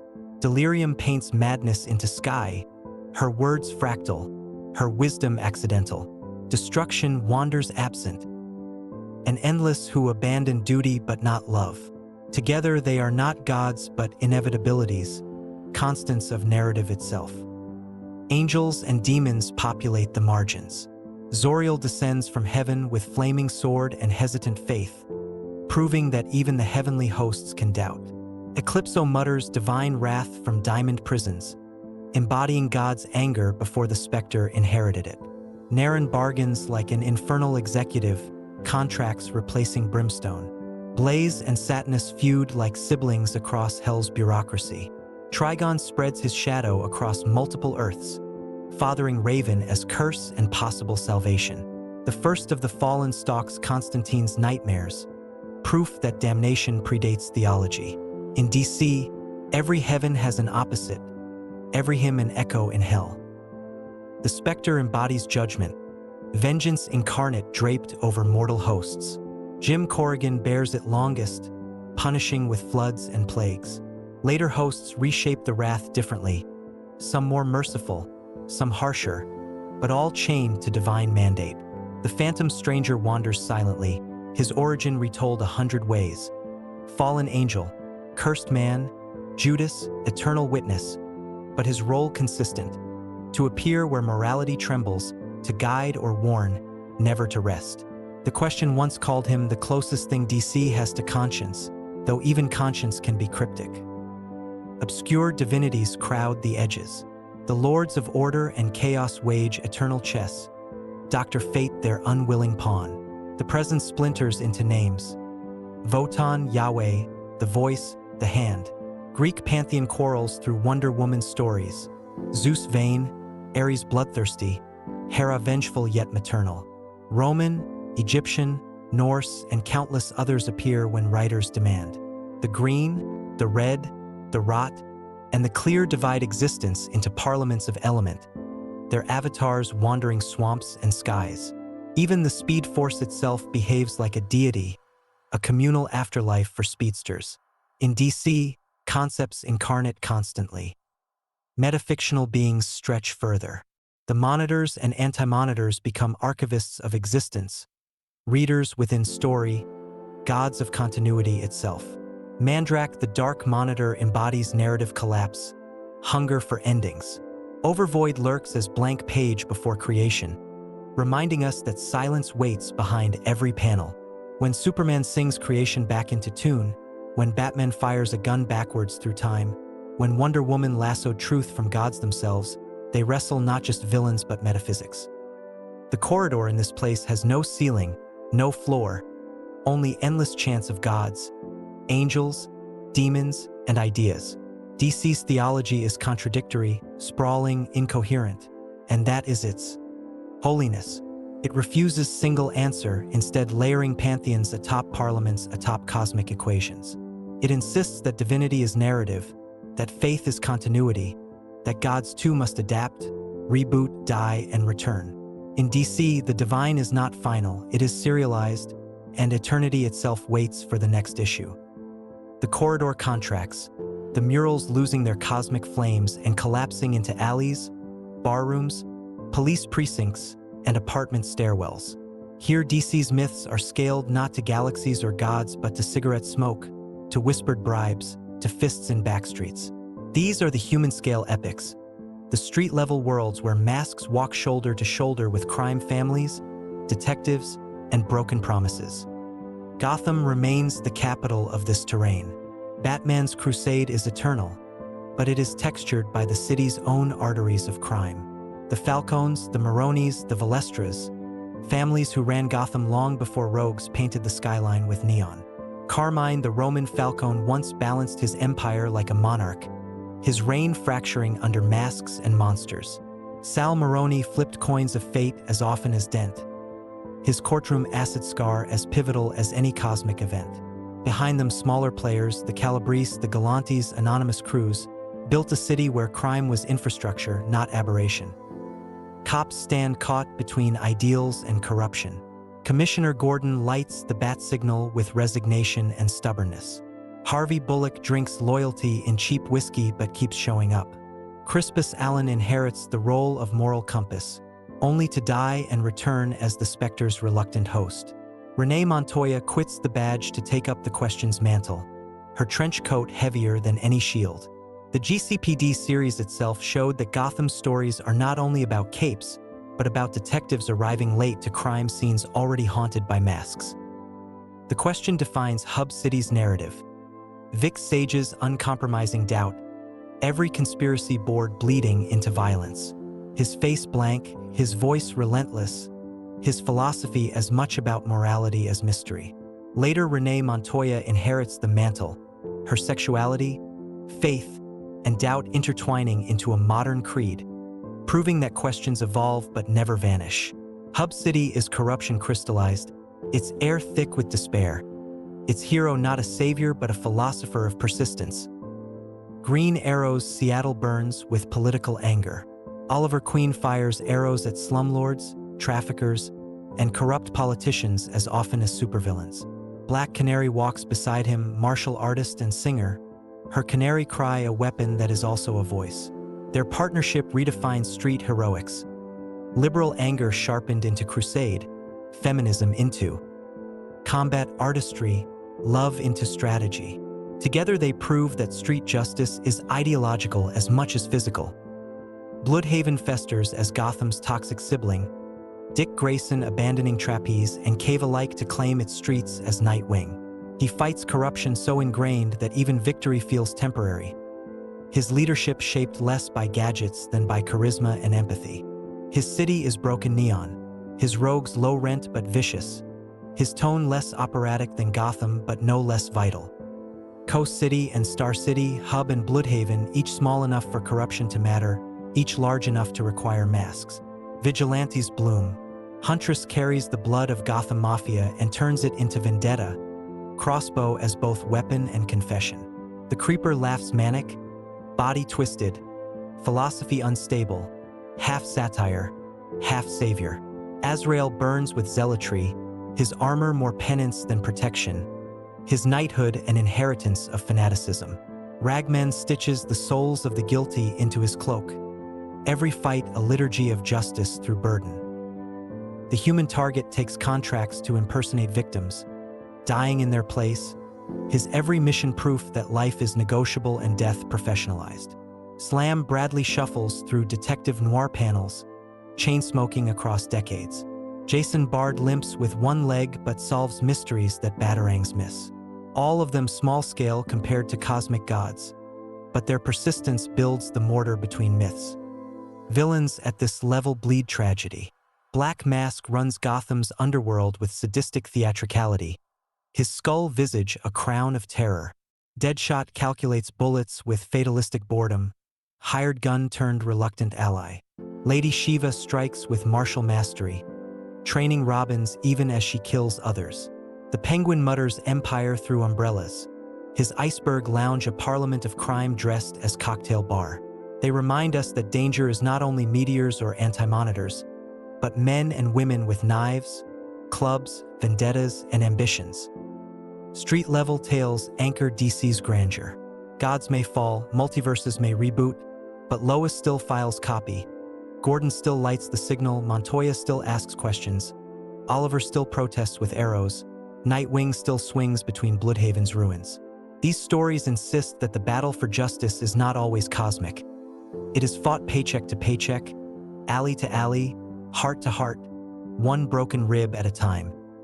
The corridor hums now with static and fluorescent light, walls shifting into laboratories cluttered with chalkboards, test tubes, and machines sparking with dangerous brilliance. Here, DC's myths are born from equations and accidents, from scientific hubris and experimental courage. If Gotham breeds rogues from trauma and Metropolis breeds them from ideology, then this place breeds them from invention. STAR Labs anchors the landscape, its branches scattered across cities, each responsible for breakthroughs and disasters in equal measure.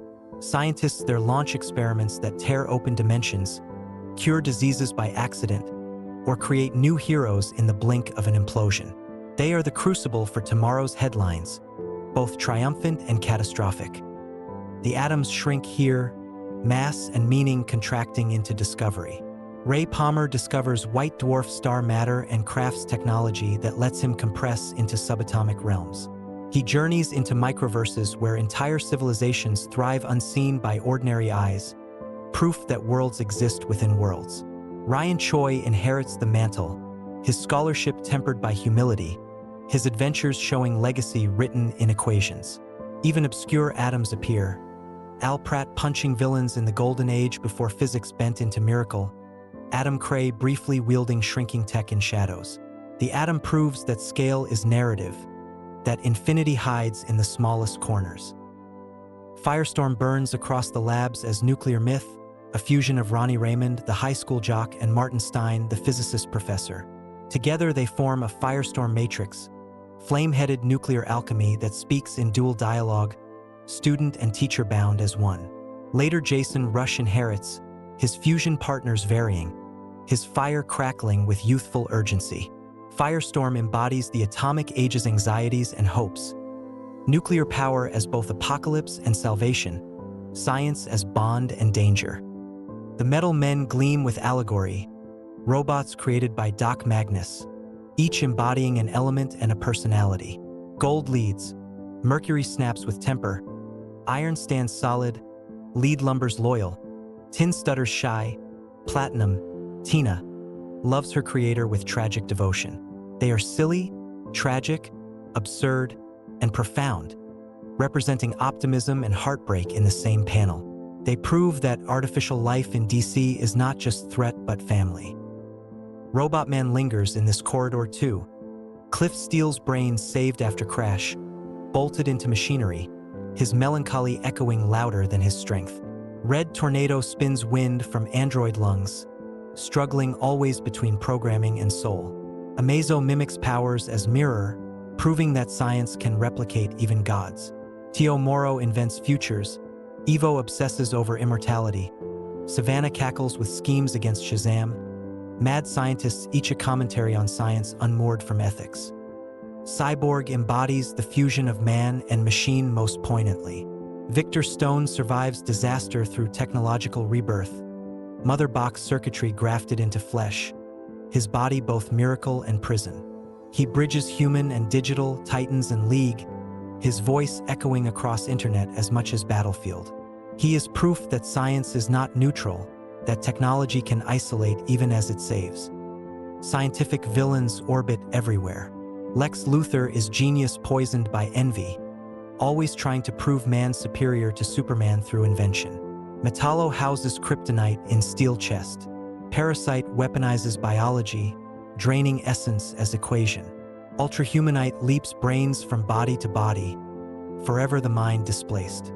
The thinker builds thought into machinery, intellect sharpened until it cuts its owner. Even Gorilla Grodd applies evolution as weapon, telepathy mutating into empire. Obscure corners hum as well. The challengers of the unknown embody pulp science, adventurers who survive a plane crash and decide every day afterward is borrowed time, chasing anomalies across volcanoes and voids. Cave Carson digs into subterranean mysteries with experimental drills. Rip Hunter scribbles formulas on blackboards that guide time travelers through paradox. The metal men's foes, from chemo to the gas gang, embody fears of pollution and mechanization. Each one reveals science as narrative mirror, progress with shadow. The corridor of science insists that discovery is never clean. Shrinking opens universes, nuclear fire fuses souls.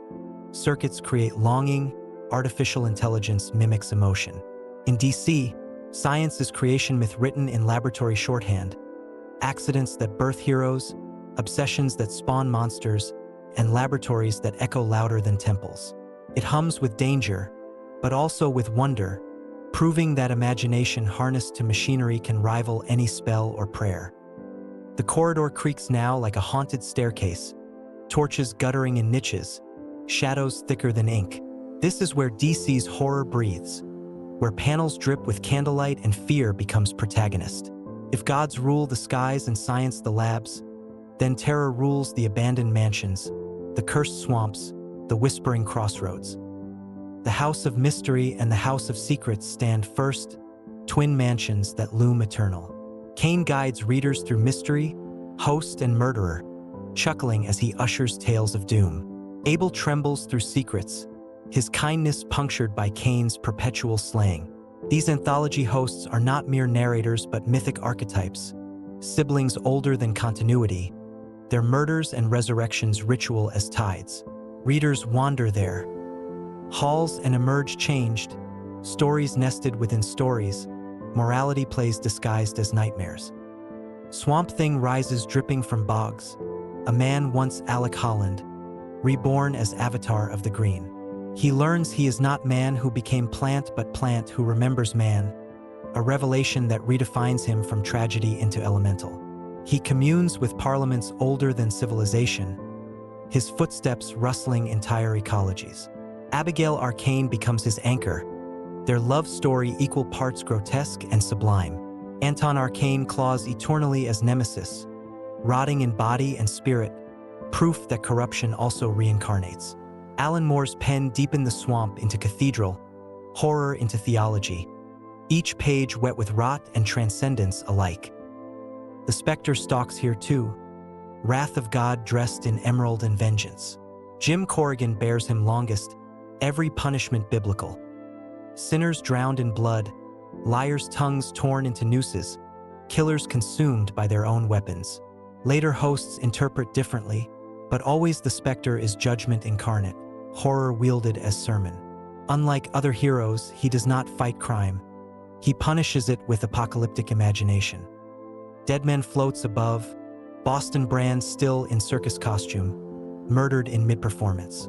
His ghost leaps into bodies, puppeting lives briefly, searching endlessly for meaning in undeath.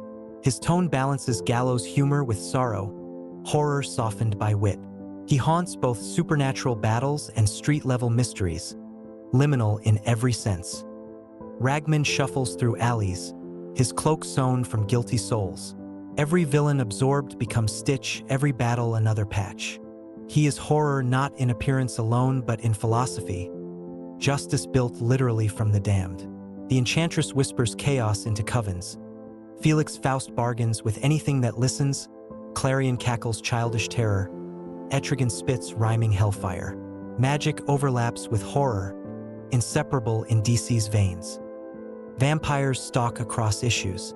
Andrew Bennett bleeds through a vampire, centuries of guilt clinging to every hunt. Mary, Queen of Blood, rules Fang legions with regal hunger. Sometimes heroes themselves are infected. Superman and Batman fall to vampirism in Elseworlds, their myths retold in dripping red ink. Werewolves, specters, witches, they all wander the margins, proof that DC's universe is porous to folklore. Madame Xanadu peers through cards, her origin tied to Arthurian myth, her foresight tinged with melancholy. The Phantom Stranger enters panels with silence heavier than thunder, offering warnings too cryptic to prevent tragedy. The demon Etrigan revels in grotesque rhyme, hellfire blazing from syllables. Jason Blood his weary mortal tether. Trigon glares. From other dimensions, Raven his reluctant daughter. Naren tempts heroes with bargains too good to refuse, his contracts horror stories disguised as business deals. Obscure terrors whisper too. Gentleman Ghost floats elegant and cursed, dueling with pistols while translucent bones grin. Dr. 13 hunts frauds only to trip over real hauntings. Cain and Abel's houses host lesser-known tales of swamp cults, cursed coins, and forgotten children. Even once silly villains like Solomon Grundy, born on a Monday, become Gothic poems when lit by the right candle. Vertigo's bleed into DC cements horror as backbone. Sandman draws Cain and Abel into its dreaming. Lucifer Morningstar abandons hell to run a piano bar. John Constantine mutters curses at angels and laughs at demons. Tim Hunter brushes the edge of both wonder and damnation.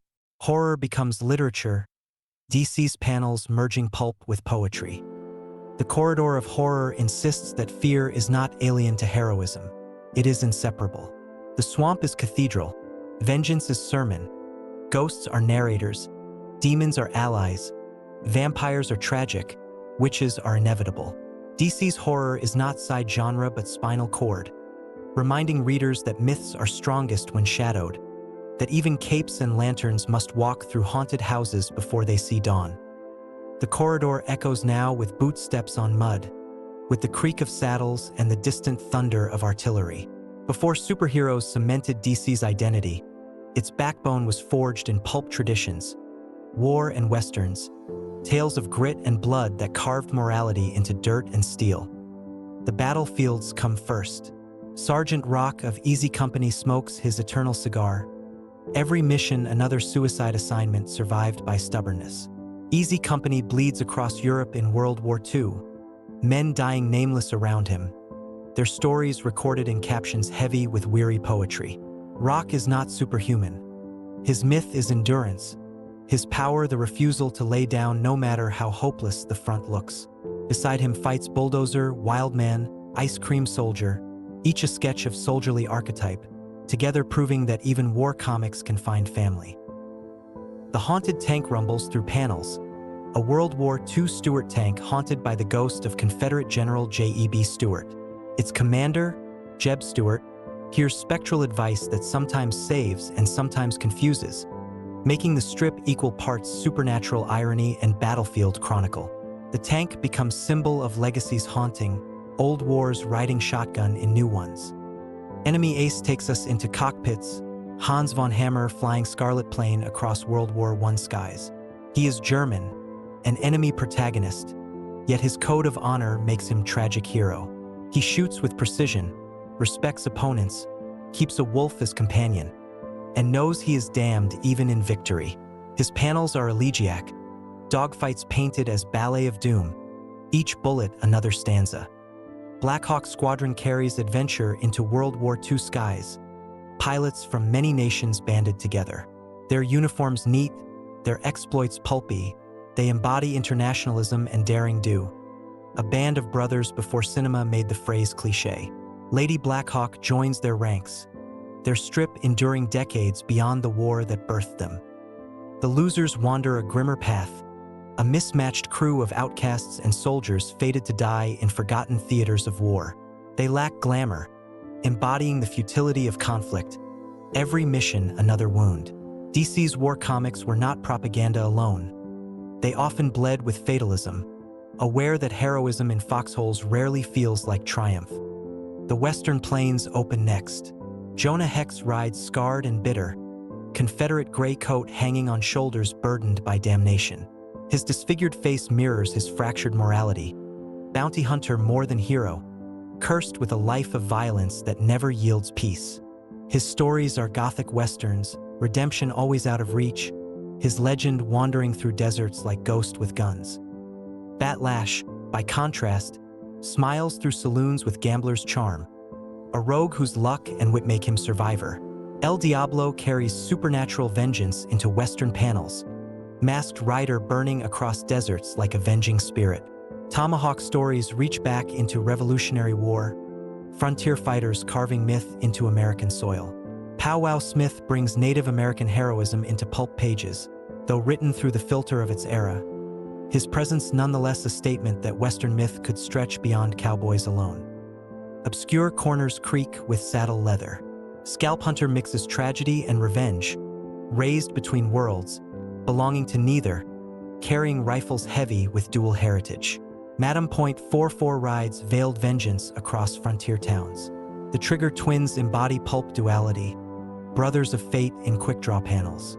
Nighthawk gallops through dime novel adventures, his shadow preceding the darker heroes to come. These stories shaped DC's muscles before superheroes overtook the stage. War comics taught the company how to write camaraderie, sacrifice, and futility. Westerns taught moral ambiguity, the thin line between outlaw and lawman, the endless duel under wide skies. When superheroes arrived in mass, they inherited these bones. Batman's noir grit is Jonah Hex's scar transplanted to Gotham. Superman's wartime patriotism echoes Sergeant Rock's stubbornness. Wonder Woman's compassion contrasts the loser's fatalism. The Corridor of Mud and Dust insists that DC's foundation is not only mythic capes but also foxholes and frontier towns. Stories where survival is the only power and endurance the only victory. The corridor softens, panels blushing in pastel hues, laughter echoing faintly, because before capes monopolized its stage, DC drew breath in romance and comedy, in genres long forgotten yet never erased. These stories are quieter but essential, the heartbeat of ordinary yearning between cosmic cataclysms. Romance titles once filled racks with melodrama. Young love, girls' love stories, falling in love, anthologies where tears dripped across splash pages, where captions swelled with heartbreak. Heroines chose between steady men and dangerous charmers. Letters to the editor confessed real dilemmas. Artists rendered faces in lingering close-ups. Even Lois Lane, in her own series, became protagonist of endless schemes to prove Superman's affection. Her character stretched between comedy and tragedy, always chasing validation from the most powerful man alive. These stories, though dated, infused DC's universe with emotional vocabulary. Longing, heartbreak, reconciliation. They taught readers that drama need not involve alien invasions, that a kiss delayed could carry as much suspense as a ticking bomb. Comedy thrived in titles like The Adventures of Bob Hope and The Adventures of Jerry Lewis, licensed humor books where celebrities collided with slapstick superheroes. Goofy, surreal, often forgotten, they nevertheless proved that DC's universe was porous, able to absorb parody as well as solemnity. Sugar and Spike toddled through baby talk, their adventures whimsical and mischievous, innocence navigating adult absurdities. Angel and the Ape paired pin-up detective with guerrilla partner, satire stitched into detective parody. Inferior Five stumbled through heroics so incompetent they wrapped back into charm. These books made clear that DC was not embarrassed by laughter, that comedy was canon as surely as tragedy. Teen humor blossomed with Binky and Debbie's Dates, characters dancing through sock hops and misunderstandings, riffs on Archie but with their own quirks. Scooter rode in from Britain with mop-top hair and pop songs, turning panels into jukeboxes. Swinging 1960s culture vibrated through pages that now read like time capsules, pop art before it became retro. Romance and teen humor anchored DC to contemporary youth in ways superheroes could not always manage. Other forgotten genres flicker like ghosts in this hall. Horror anthologies we've already walked, but mystery titles like House of Secrets or Tales of the Unexpected straddled fear and wonder. War and westerns carved grit, but science fiction pulps, Strange Adventures, Mystery in Space hosted Adam Strange, Captain Comet, and Space Cabbie, expanding cosmos with ray guns and rocket packs before Green Lanterns patrolled sectors. Funny animal comics thrived too. Peter Panda, Dodo and the Frog, even Captain Carrot and his amazing Zoo Crew later, parody layered over nostalgia. DC's house style embraced multiplicity, no genre too niche to experiment with. These forgotten titles seeped into superhero DNA. Lois Lane's yearning sharpened her voice in Superman's mythos. Romance melodrama prepared artists for emotional gravitas in crises. Comedy's elasticity allowed Harley Quinn, Ambush Bug, and Plastic Man to flourish decades later. War comics prepared Batman's noir and Superman's patriotism. Westerns lent Jonah Hex's scarred morality to Gotham's alleys. Every genre whispered technique, pacing, mood, until superhero tales became symphonies composed of every pulp instrument. The corridor here is quieter but vital, decorated not with lightning bolts or lanterns, but with lipstick smudges, pratfalls, jukeboxes, and diary pages. These genres remind us that DC is not only apocalypse and immortality, but also heartbreak in diners, laughter in classrooms, pratfalls in detective agencies. Even forgotten, they persist, because every crisis, every cape, every cosmic sermon still requires grounding in the human heart, and nothing grounds more than love and laughter. The corridor flickers like a projection reel now, each wall a screen, because DC's mythology has never been confined to ink. Its stories spilled early into radio static, silver serials, Saturday morning cartoons, and blockbuster cinema, each medium reshaping the myth for its time. The first voice most of the world heard was not from a panel but from radio speakers. The Adventures of Superman debuted in 1940, Bud Collier's voice dropping in pitch when Clark became Superman, a trick that convinced millions before visual effects existed. That program introduced Kryptonite, Jimmy Olsen, and the famous phrase, "up, up and away," contributions later canonized in comics. Children huddled by radios, parents listening to, Superman becoming communal bedtime story. Batman followed with serials, but it was Superman who proved the cape could leap from page to sound. Film serials of the 1940s gave visuals to masks. Superman's flying achieved with animated cutaways. Batman's cape rumpled yet earnest. Captain Marvel shouting, "Shazam!" with practical lightning. They were cheap, melodramatic, but for many audiences, the first moving images of their heroes.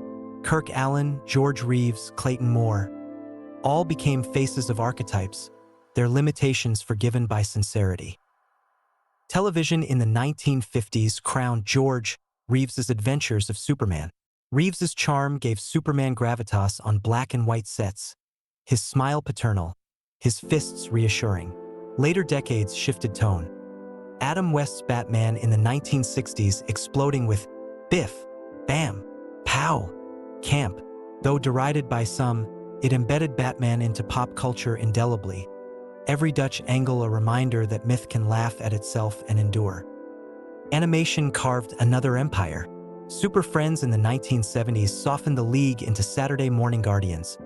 Their adventures didactic but beloved. Apache Chief and Black Vulcan created for the screen before comics embraced them.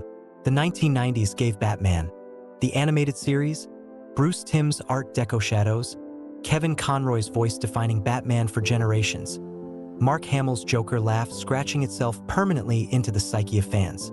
That show birthed Harley Quinn, proof that animation could seed mythology strong enough to migrate backward into print.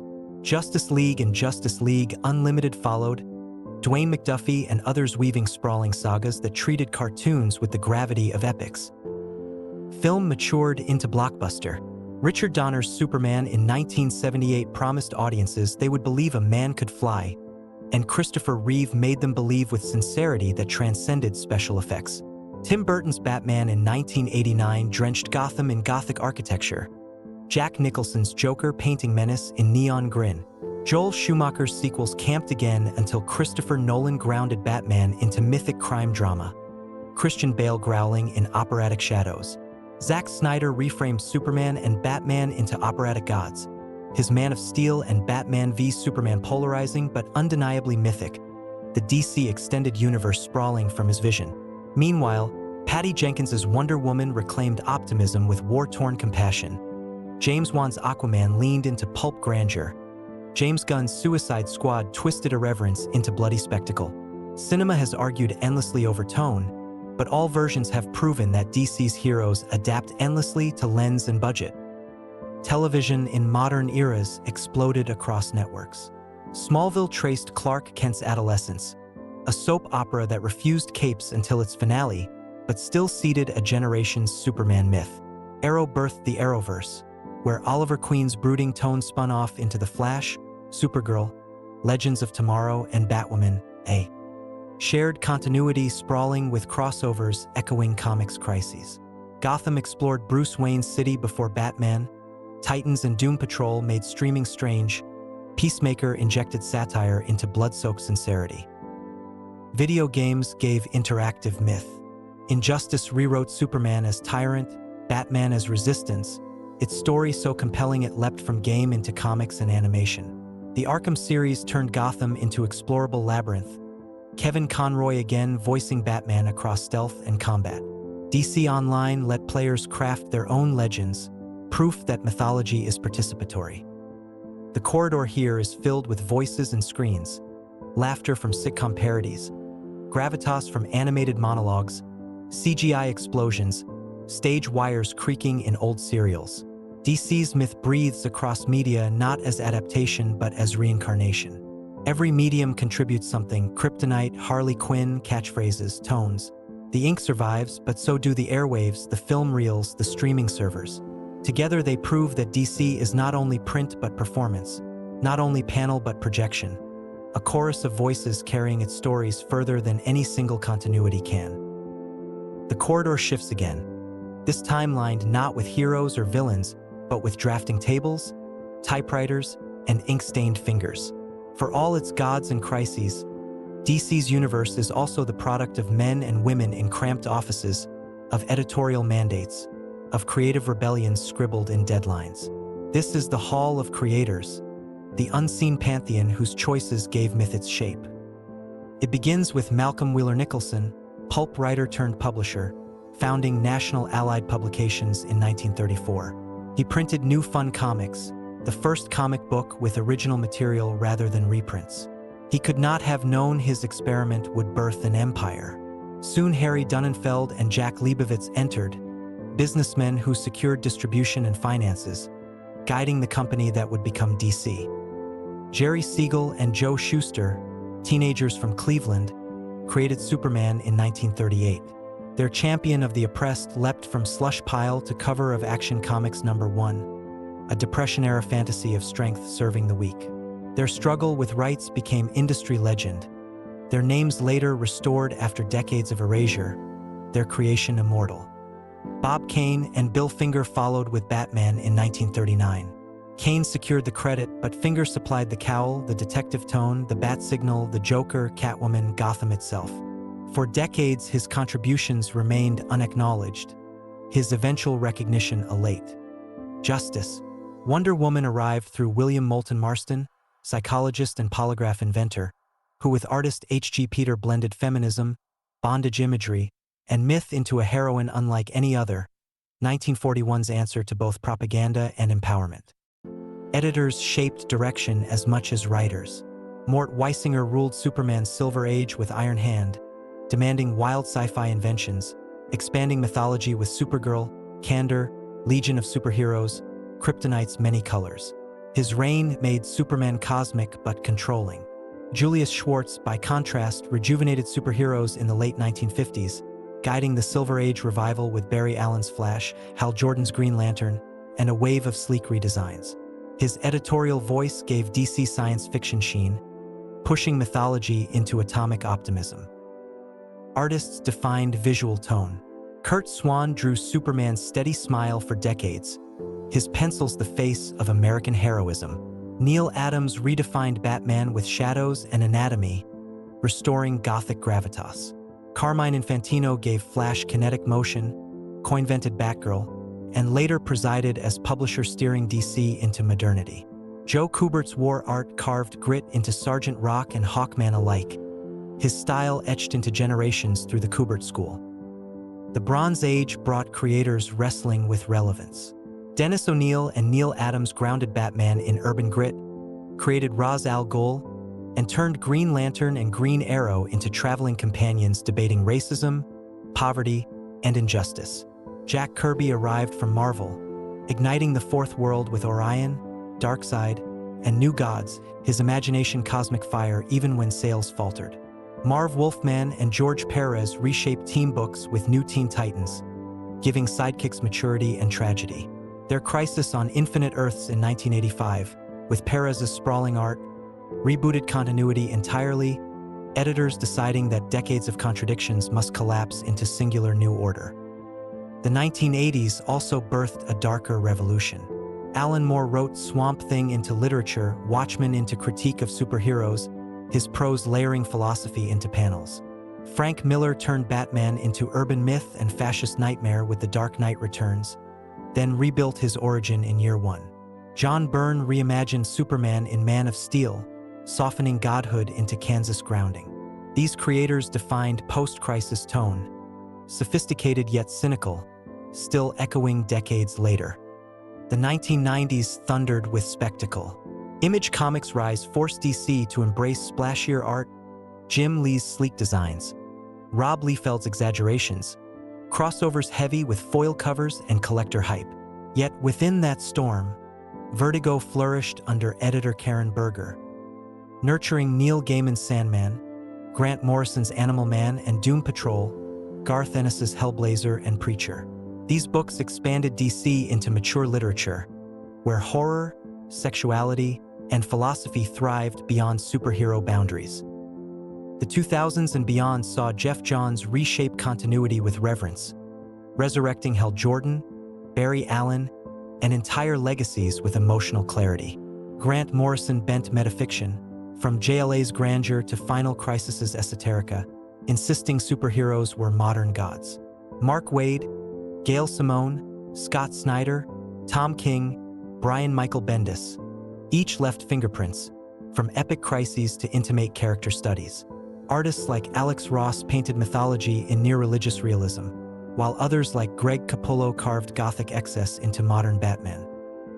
Editors and publishers Jeanette Kahn, Paul Levitz, Dan Didio, Jim Lee each era shifting tone with mandates. Killing heroes, resurrecting them, launching reboots like The New 52 or Rebirth. Behind every story was negotiation between art and commerce, creator and corporation, vision and editorial edict. The corridor of creators is endless desks and ink pots, contracts and sketches. Its truth is that DC's universe is never the work of one pen but of thousands, layered voices arguing, contradicting, harmonizing. Every reboot is both artistic choice and editorial necessity, every innovation born from deadlines as much as inspiration. The gods and crises we've walked exist because real humans dreamed them into panels under fluorescent lights, their names etched into credits, sometimes forgotten, sometimes celebrated, always foundational. In this corridor, the true pantheon is revealed. Not Superman, not Batman, but Siegel, Schuster, Finger, Marston, Weisinger, Schwartz, Adams, Kirby, Perez, Moore, Morrison, Johns, and countless more. Their pens the real cosmic forces. The corridor fractures now into shards of glass, each piece reflecting a different Earth, each echo carrying a different continuity. Because to understand DC is to walk through its crises, the moments when narrative itself cracked under its own weight and was reforged into new myth. These are not just stories, but editorial cataclysms, times when the company decided history must collapse and begin again. The first and most seismic was Crisis on Infinite Earths, 1985 to 1986. Marv Wolfman wrote and George Perez drew, their pages vast with crowded pantheons, their captions mournful eulogies for forgotten worlds. The problem had been decades of continuity. Earth 1, Earth 2, Earth 3, Earth S, Earth X, a multiverse too tangled for newcomers. Wolfman proposed one story to end them all. The Anti-Monitor rose from the antimatter universe, a god of entropy, devouring realities. Monitor, his opposite, gathered heroes and villains across Earths. Red skies bled across panels, a visual shorthand for apocalypse. Barry Allen died running into the Speed Force, his sacrifice freezing as iconic lightning bolt across decades. Kara Zor-El, Supergirl, fell in battle, her cape torn, her death mourned as if a goddess slain. In the end, one Earth survived, history rewritten, origins streamlined. For the first time, DC declared continuity mutable, a story subject to edit as much as imagination. But entropy returned. In 1994 came 0 Hour, Crisis in Time. Dan Jurgens crafted a villain in Hal Jordan, corrupted by grief after Coast City's destruction, now calling himself Parallax. He sought to rewrite time itself, to undo tragedy by collapsing chronology. Timelines frayed, heroes fought across centuries, panels distorted as clocks melted. In the finale, reality reset once more, timelines stitched but scars visible. 0 Hour proved that continuity was fragile, and even beloved heroes could fracture into villains when grief rewrote morality. 2005 brought Infinite Crisis, a sequel in name and spirit to the original. Jeff Johns, Phil Jimenez, and George Perez returned, bridging nostalgia and modern cynicism. Superman of Earth 2, Alexander Luthor Jr., and Superboy Prime escaped a pocket dimension.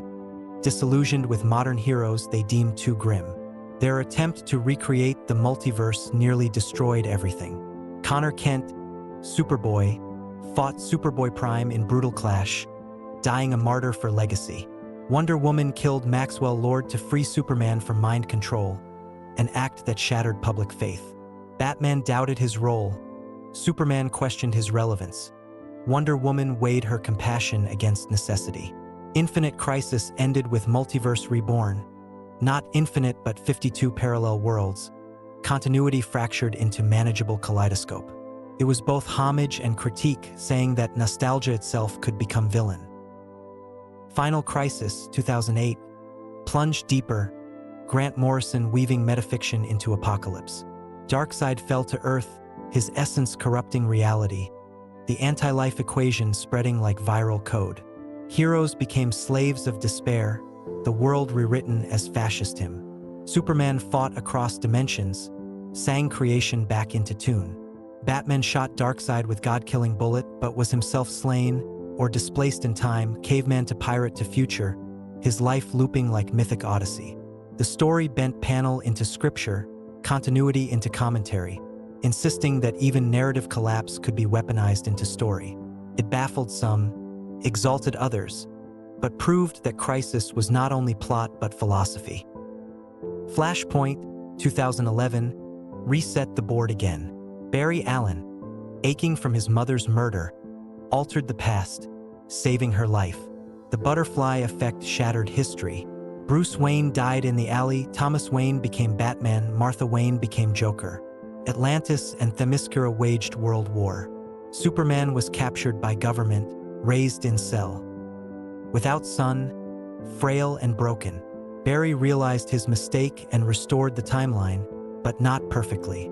Out of this reset came the New 52, a full relaunch of DC titles, costumes redesigned, origins reimagined, history compressed. It was bold, controversial, both revitalization and erasure, proving again that continuity was clay.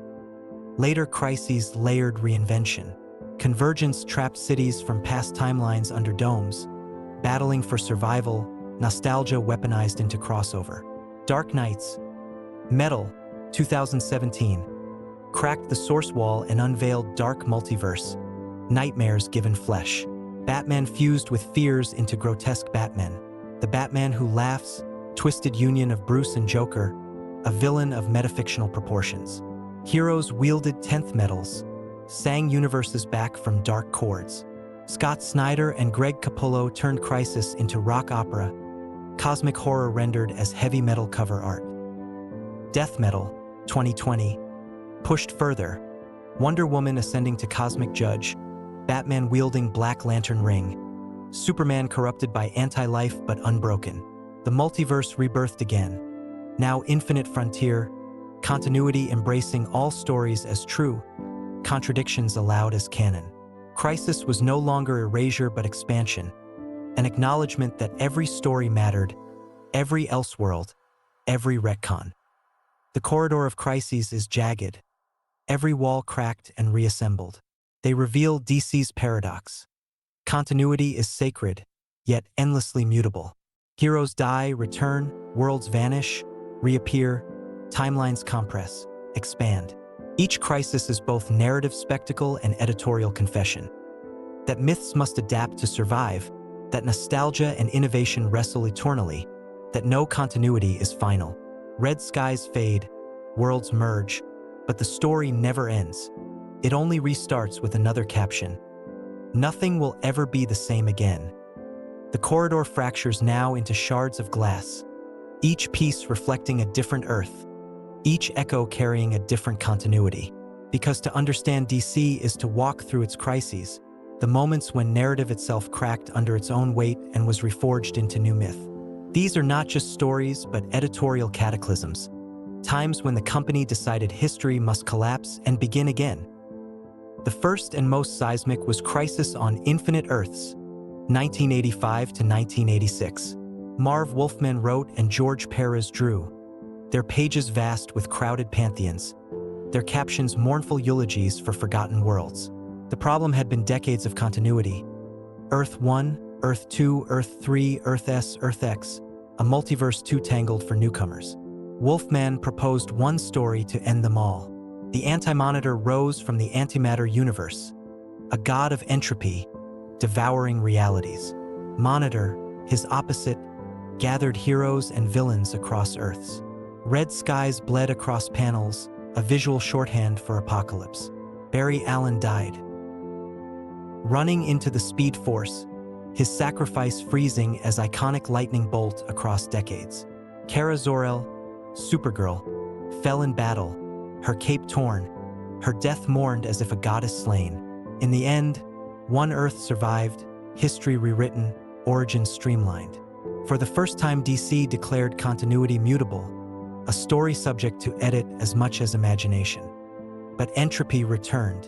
In 1994 came 0 Hour, Crisis in Time.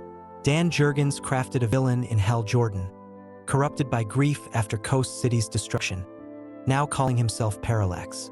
He sought to rewrite time itself, to undo tragedy by collapsing chronology. Timelines frayed, heroes fought across centuries, panels distorted as clocks melted. In the finale, reality reset once more, timelines stitched but scars visible. 0 Hour proved that continuity was fragile, and even beloved heroes could fracture into villains when grief rewrote morality. 2005 brought Infinite Crisis, a sequel in name and spirit to the original. Jeff Johns, Phil Jimenez, and George Perez returned, bridging nostalgia and modern cynicism. Superman of Earth 2, Alexander Luthor Jr. and Superboy Prime escaped a pocket dimension. Disillusioned with modern heroes they deemed too grim, their attempt to recreate the multiverse nearly destroyed everything.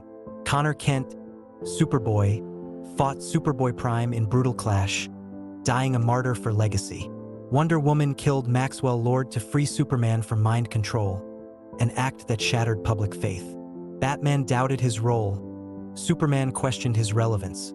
Wonder Woman weighed her compassion against necessity. Infinite Crisis ended with Multiverse Reborn. Not infinite but 52 parallel worlds. Continuity fractured into manageable kaleidoscope. It was both homage and critique, saying that nostalgia itself could become villain. Final Crisis, 2008, plunged deeper, Grant Morrison weaving metafiction into apocalypse. Darkseid fell to Earth, his essence corrupting reality, the anti-life equation spreading like viral code. Heroes became slaves of despair, the world rewritten as fascist hymn. Superman fought across dimensions, sang creation back into tune. Batman shot Darkseid with God-killing bullet, but was himself slain or displaced in time, caveman to pirate to future, his life looping like mythic odyssey. The story bent panel into scripture, continuity into commentary, insisting that even narrative collapse could be weaponized into story. It baffled some, exalted others, but proved that Crisis was not only plot but philosophy. Flashpoint, 2011, reset the board again. Barry Allen, aching from his mother's murder, altered the past, saving her life. The butterfly effect shattered history. Bruce Wayne died in the alley, Thomas Wayne became Batman, Martha Wayne became Joker. Atlantis and Themyscira waged World War. Superman was captured by government. Raised in cell without sun, frail and broken. Barry realized his mistake and restored the timeline, but not perfectly. Out of this reset came the New 52, a full relaunch of DC titles, costumes redesigned, origins reimagined, history compressed. It was bold, controversial, both revitalization and erasure, proving again that continuity was clay. Later crises layered reinvention.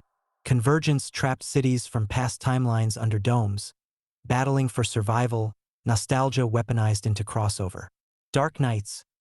Metal, 2017, cracked the source wall and unveiled dark multiverse, nightmares given flesh. Batman fused with fears into grotesque Batman. The Batman who laughs, twisted union of Bruce and Joker, a villain of metafictional proportions. Heroes wielded 10th metals, sang universes back from dark chords. Scott Snyder and Greg Capullo turned Crisis into rock opera, cosmic horror rendered as heavy metal cover art. Death Metal, 2020, pushed further. Wonder Woman ascending to cosmic judge, Batman wielding Black Lantern ring, Superman corrupted by anti-life but unbroken. The multiverse rebirthed again. Now Infinite Frontier, continuity embracing all stories as true, contradictions allowed as canon. Crisis was no longer erasure but expansion, an acknowledgement that every story mattered, every Elseworld, every retcon. The corridor of crises is jagged, every wall cracked and reassembled. They reveal DC's paradox. Continuity is sacred, yet endlessly mutable. Heroes die, return, worlds vanish, reappear, timelines compress, expand. Each crisis is both narrative spectacle and editorial confession. That myths must adapt to survive, that nostalgia and innovation wrestle eternally, that no continuity is final. Red skies fade, worlds merge, but the story never ends. It only restarts with another caption. Nothing will ever be the same again. The corridor opens now like a hall of mirrors, each reflection a world adjacent to the one we know, each asking not what is but what could have been. These are the Elseworlds, the alternate realities, the what-ifs that prove DC's mythology thrives not only in continuity but in experiment, in refracted light that reveals hidden truths. The most enduring mirror is Kingdom Come, 1996, written by Mark Waid and painted by Alex Ross in near-biblical realism. Here the Justice League ages into semi-retirement, while a new generation of reckless anti-heroes fills the skies with violence. When tragedy strikes, Superman returns from self-exile, older, sterner, but unsure if his ideals still belong. Wonder Woman hardens into general, Batman retreats into mechanized fortress, Captain Marvel becomes pawn of manipulation. Their clash levels cities, their reconciliation rebuilds hope. The story is prophecy and warning, a reminder that heroism without restraint becomes tyranny, that ideals must adapt with age but never vanish. Another mirror gleams crimson with Soviet banners. Superman, Red Sun, 2003, asks what if Kal-El landed not in Kansas but in Ukraine, raised as champion of communism. Superman becomes state's defender, his emblem hammer and sickle. Lex Luthor, here, is America's champion, genius sharpened against ideological rival. Batman fights as insurgent in Russian snow, Wonder Woman strains between diplomacy and loyalty, Green Lantern becomes Cold War soldier. In the end, the twist loops into destiny. Luthor's lineage eventually sends baby Kal back through time, ensuring the myth is inevitable. Red Sun proves that Superman is not American but universal, his morality malleable, his symbol adaptable. Gotham by Gaslight, 1989, strips Gotham into Victorian fog, Bruce Wayne stalking Jack the Ripper through gaslit alleys. Mike Mignola's art cloaks Batman in steam and shadow, his gadgets retrofitted to gears and brass. This Elseworld birthed steampunk Batman, Victorian vigilante, showing that Gotham's archetypes survive any century. Other Elseworlds scatter like tarot. Speeding Bullets fuses Superman and Batman, Kal-El raised as Bruce Wayne, his powers born from trauma. Holy Terror imagines a theocratic Batman. The Nail shows a world where Superman never arrives, leaving League incomplete, its optimism missing. Justice Riders casts the League as Wild West gunslingers. Superman. Kal sets the Kryptonian orphan in medieval Britain, knight in alien armor. Each story reveals what is essential: that Batman is trauma turned to will, Superman is power balanced by morality, Wonder Woman is compassion forged in conflict. Strip away setting, costume, era, the archetypes remain. Later experiments refract again. Earth 1 series reimagines origins with modern grit. J. Michael Straczynski's Superman uncertain, Jeff Johns' Batman fallible and unrefined, Grant Morrison's Wonder Woman militant Amazon. These are not Elseworlds branded as such but spiritual successors, graphic novels outside main continuity, updating myths for new readers. Multiversity, Grant Morrison's magnum opus, arranges the mirrors into architecture. Across 52 Earth's parade variations. President Superman of Earth, 23, a black Kal-El leading with charisma. Captain Carrot and Zoo Crew on Earth, 26, cartoon animals heroic and absurd. Earth, 10, where Overman rules under Nazi victory, haunted by guilt. Earth, 4, revisiting Charlton heroes in Watchmen tones. Earth 5, singing Marvel family optimism. The guidebook reads like sacred scripture, a map of infinite possibility, every Earth both parody and prophecy. Even darker reflections gleam. Injustice begins as video game but sprawls into comics. Superman turned tyrant after Lois's death. Batman leading insurgency. Its brutality sparked years of storytelling, showing how grief corrupts ideals. Deceased infects Earth with techno-zombie plague.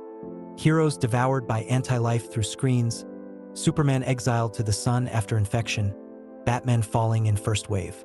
These Elseworlds become horror parables, their popularity proof that fans crave not only triumph but tragedy. The corridor of mirrors stretches infinitely. Each Elseworld is contradiction. Non-canon yet essential, playful yet profound, disposable yet unforgettable. They teach that DC's heroes are not fragile. They can withstand mutation, inversion, parody. They remind us that continuity is one road but not the only one, that myth is strongest when it proves adaptable. Whether draped in Soviet banners, Victorian fog, zombie apocalypse, or cartoon whimsy, the archetypes endure, their essence surviving distortion. Elseworlds prove that, in DC, even imagination has multiverse. The corridor smolders with incense now, its floor tiled in shifting runes, its ceiling an open sky of constellations that rearrange themselves into spells. For all its science, cities, and crises, DC has always harbored a magical spine, a dimension where words are weapons, symbols alive, and destiny negotiates with ritual. Dr. Fate stands foremost, helm of Nabu gleaming, its occupant half man, half vessel. Kent Nelson dons it first, archaeologist transformed into sorcerer, but Nabu's will weighs heavy, a god inhabiting a mortal body. Later wearers, from Inza Nelson to Hector Hall to Khalid Ben Hassan to Khalid Nassauer, struggle with inheritance, each proving that magic is less about incantation than identity. The helm grants vast power, but always at cost. Humanity eroded, choice compromised, free will balanced against cosmic necessity. Fate is both savior and prisoner, a symbol of how magic in DC is never gift without chain. Zatanna steps next, top hat and stagecraft concealing lineage of true enchantment. Her backward words rewrite reality, idem sight yurt. She juggles showmanship and sincerity. Her performances bridges between crowd and cosmos. Daughter of Giovanni Zatara, she inherits legacy of sacrifice, her father often guiding, sometimes haunting. Zatanna's compassion anchors the magical community. Where fate is burden, she is balm, reminding us that magic can heal as well as command. John Constantine stumbles, cigarette first into the corridor, trench coat frayed, grin sardonic. Born of Alan Moore's imagination during Swamp Thing, Constantine embodies cynical resistance. He cons angels and demons alike, sacrifices friends when cornered, damns himself with wit. Yet he endures because he refuses to kneel. His stories reek of London rain, pub smoke, and guilt. Constantine proves that magic is not about spectacle but about survival, that cunning can outwit power, that rebellion itself is spell. The Trenchcoat Brigade gathers behind him. Constantine, Dr. Occult, Phantom Stranger, Mr. E. Together they guide Tim Hunter in Books of Magic, Neil Gaiman's exploration of destiny. Tim, bespectacled boy wizard years before Harry Potter, tours DC's magical realms. The dreaming, fairy, hell, futures branching into triumph or ruin. His story suggests that magic is lineage as much as it is choice, that knowledge is burden disguised as opportunity. Swamp Thing returns here too, not as horror but as elemental wizardry, avatar of the green. Animal Man intersects through the red, and together they reveal parliaments of fungi, of decay, of machine, each element demanding avatar. Magic is ecological as much as mystical, rooted in biology, tied to soil and sinew.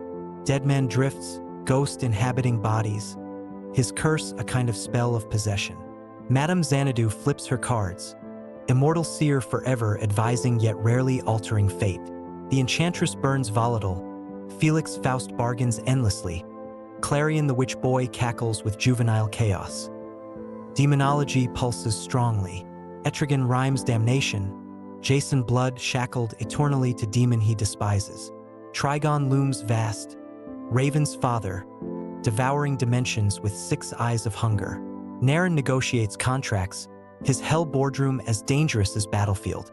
Blaze and Satinus feud as infernal siblings. The presence itself filters down through these devils, making every invocation part of cosmology's wider prayer. Even the Justice League grows mystical branches. Justice League Dark Forms, a coalition of magic-born heroes. Zatanna, Constantine, Swamp Thing, Deadman, Madame Xanadu, sometimes Wonder Woman herself. Their missions are too arcane for Superman's fists, too esoteric for Batman's detective logic. They confront Enchantress's possession, the books of magic's prophecy, the rot's encroachment. Their existence proves that DC understands magic as battlefield requiring its own league. Obscure wizards mutter from margins. Sargon the sorcerer wields Ruby of Life. Mystery hunts occult crimes with blindness sharpened into sight. Dr. Occult predates Superman himself, trench-coated detective of mysticism. Even Amethyst, princess of Gemworld, rules fantasy kingdom within DC's sprawl, her gemstone sorcery bridging fairy tale and superhero. Magic in DC is not tidy. It contradicts itself, loops into vertigo, bleeds into horror, collides with theology. It is both spectacle and philosophy, both cape and candle. The corridor of spells proves that while gods may govern and science may explain, magic seduces, terrifies, liberates. Every backward incantation, every cursed bargain, every ghostly whisper reminds us that in DC, reality itself is negotiable, and sometimes the only weapon is a word spoken in reverse. The corridor bursts outward into galaxies now, stars strung like lanterns, nebulae pulsing like war drums. DC's cosmos is not backdrop but battlefield. Every constellation a front line, every sector numbered and patrolled. If Gotham is myth of alleys, if Metropolis is myth of skyline, then the universe is myth of infinite reach. At its center burns the Green Lantern Corps, an interstellar police force wielding rings powered by will. Born from the Guardians of the Universe, tiny blue immortals on OA, the Corps divides creation into 3,600 sectors, each patrolled by ring-bearers chosen for courage and willpower. Hal Jordan embodies the archetype. Fearless test pilot turned lantern. His fall and redemption, a saga of human frailty and cosmic scale. John Stewart, architect and marine, brings discipline and social conscience. His tenure heavy with sacrifice and responsibility. Guy Gardner blusters, his arrogance paradoxically proving Will's stubbornness.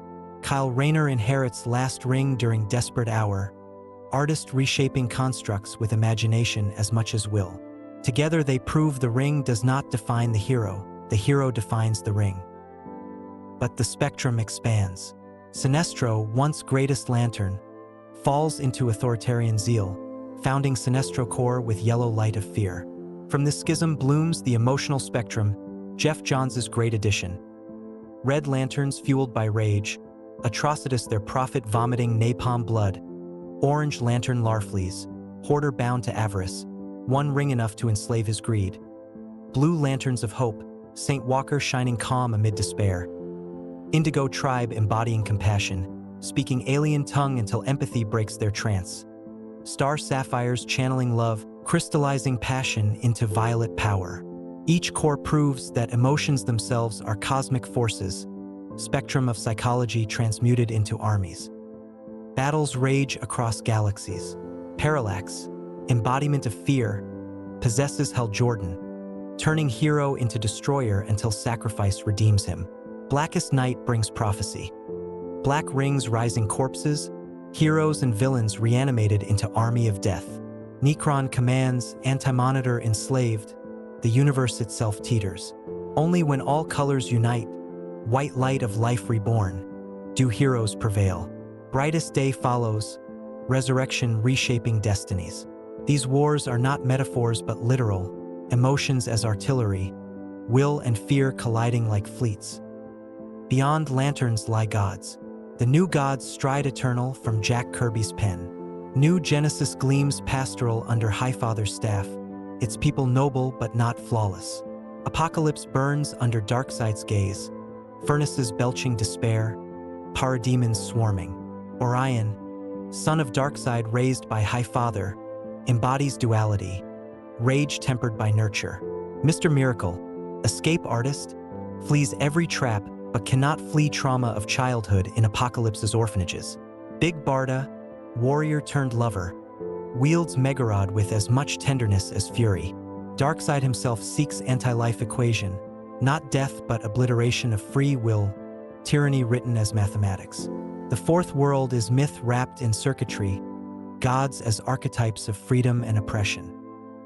The Anti-Monitor looms again, not as corpse in blackest night, but as engine of annihilation, devourer of worlds. His wars in crisis on infinite Earths and beyond prove entropy has face and hunger. The source wall, cosmic boundary etched with entombed titans, stretches beyond comprehension, heroes occasionally piercing it only to unleash more peril. The multiverse itself is both playground and prison, fragile lattice prone to collapse. Cosmic heroes abound. Adam Strange, Earthman teleported by Zeta Beam to Ran, defends alien world he loves more than his own, pulp romance shot into stars. Captain Comet, evolutionary leap, strides as man out of time. Hawkman and Hawkwoman reincarnate across centuries and planets. Thanagar their warlike home, Nth Metal their eternal tether. The Omega Men fight guerrilla wars in Vega system, rebels against tyranny, their morality ambiguous. Lobo rides spacebike across stars, parody of ultraviolence that somehow endures as satire and threat. Villains litter Cosmos too. Mongol rules Warworld, a planet forged into gladiatorial arena, cruelty mechanized. Despero wages psychic dominance, his third eye glaring with hate. Starro the Conqueror sends spores across galaxies, starfish symbiotes enslaving planets. Absurd yet terrifying. Brainiac shrinks cities into bottles, collector of civilizations, his intellect as dangerous as Darkseid's will. Each proves that evil scales infinitely, from alley to cosmos. The Corridor of Stars insists that DC is not merely planetary but infinite. Rings glow, gods stride, antimatter surges, rebels rise. Every galaxy holds myth, every starfield is stage. The cosmos in DC is theater where emotions arm armies. Gods clash with equations, and mortals prove that even among stars, courage matters. It is not backdrop but crucible, infinity itself painted in emerald light and omega beams. The corridor narrows into portraits now, not of singular icons but of lineages.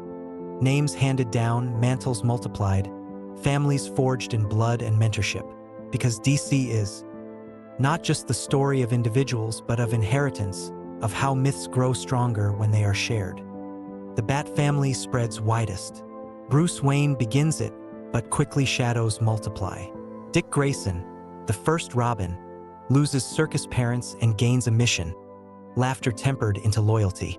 He grows into Nightwing, independent yet forever son, protector of Bloodhaven with Gotham still in his heart. Jason Todd follows, reckless, fiery, killed by Joker's crowbar in story where readers themselves voted his death. Resurrection twists him into Red Hood, antihero carrying pistols where Bruce carried principle.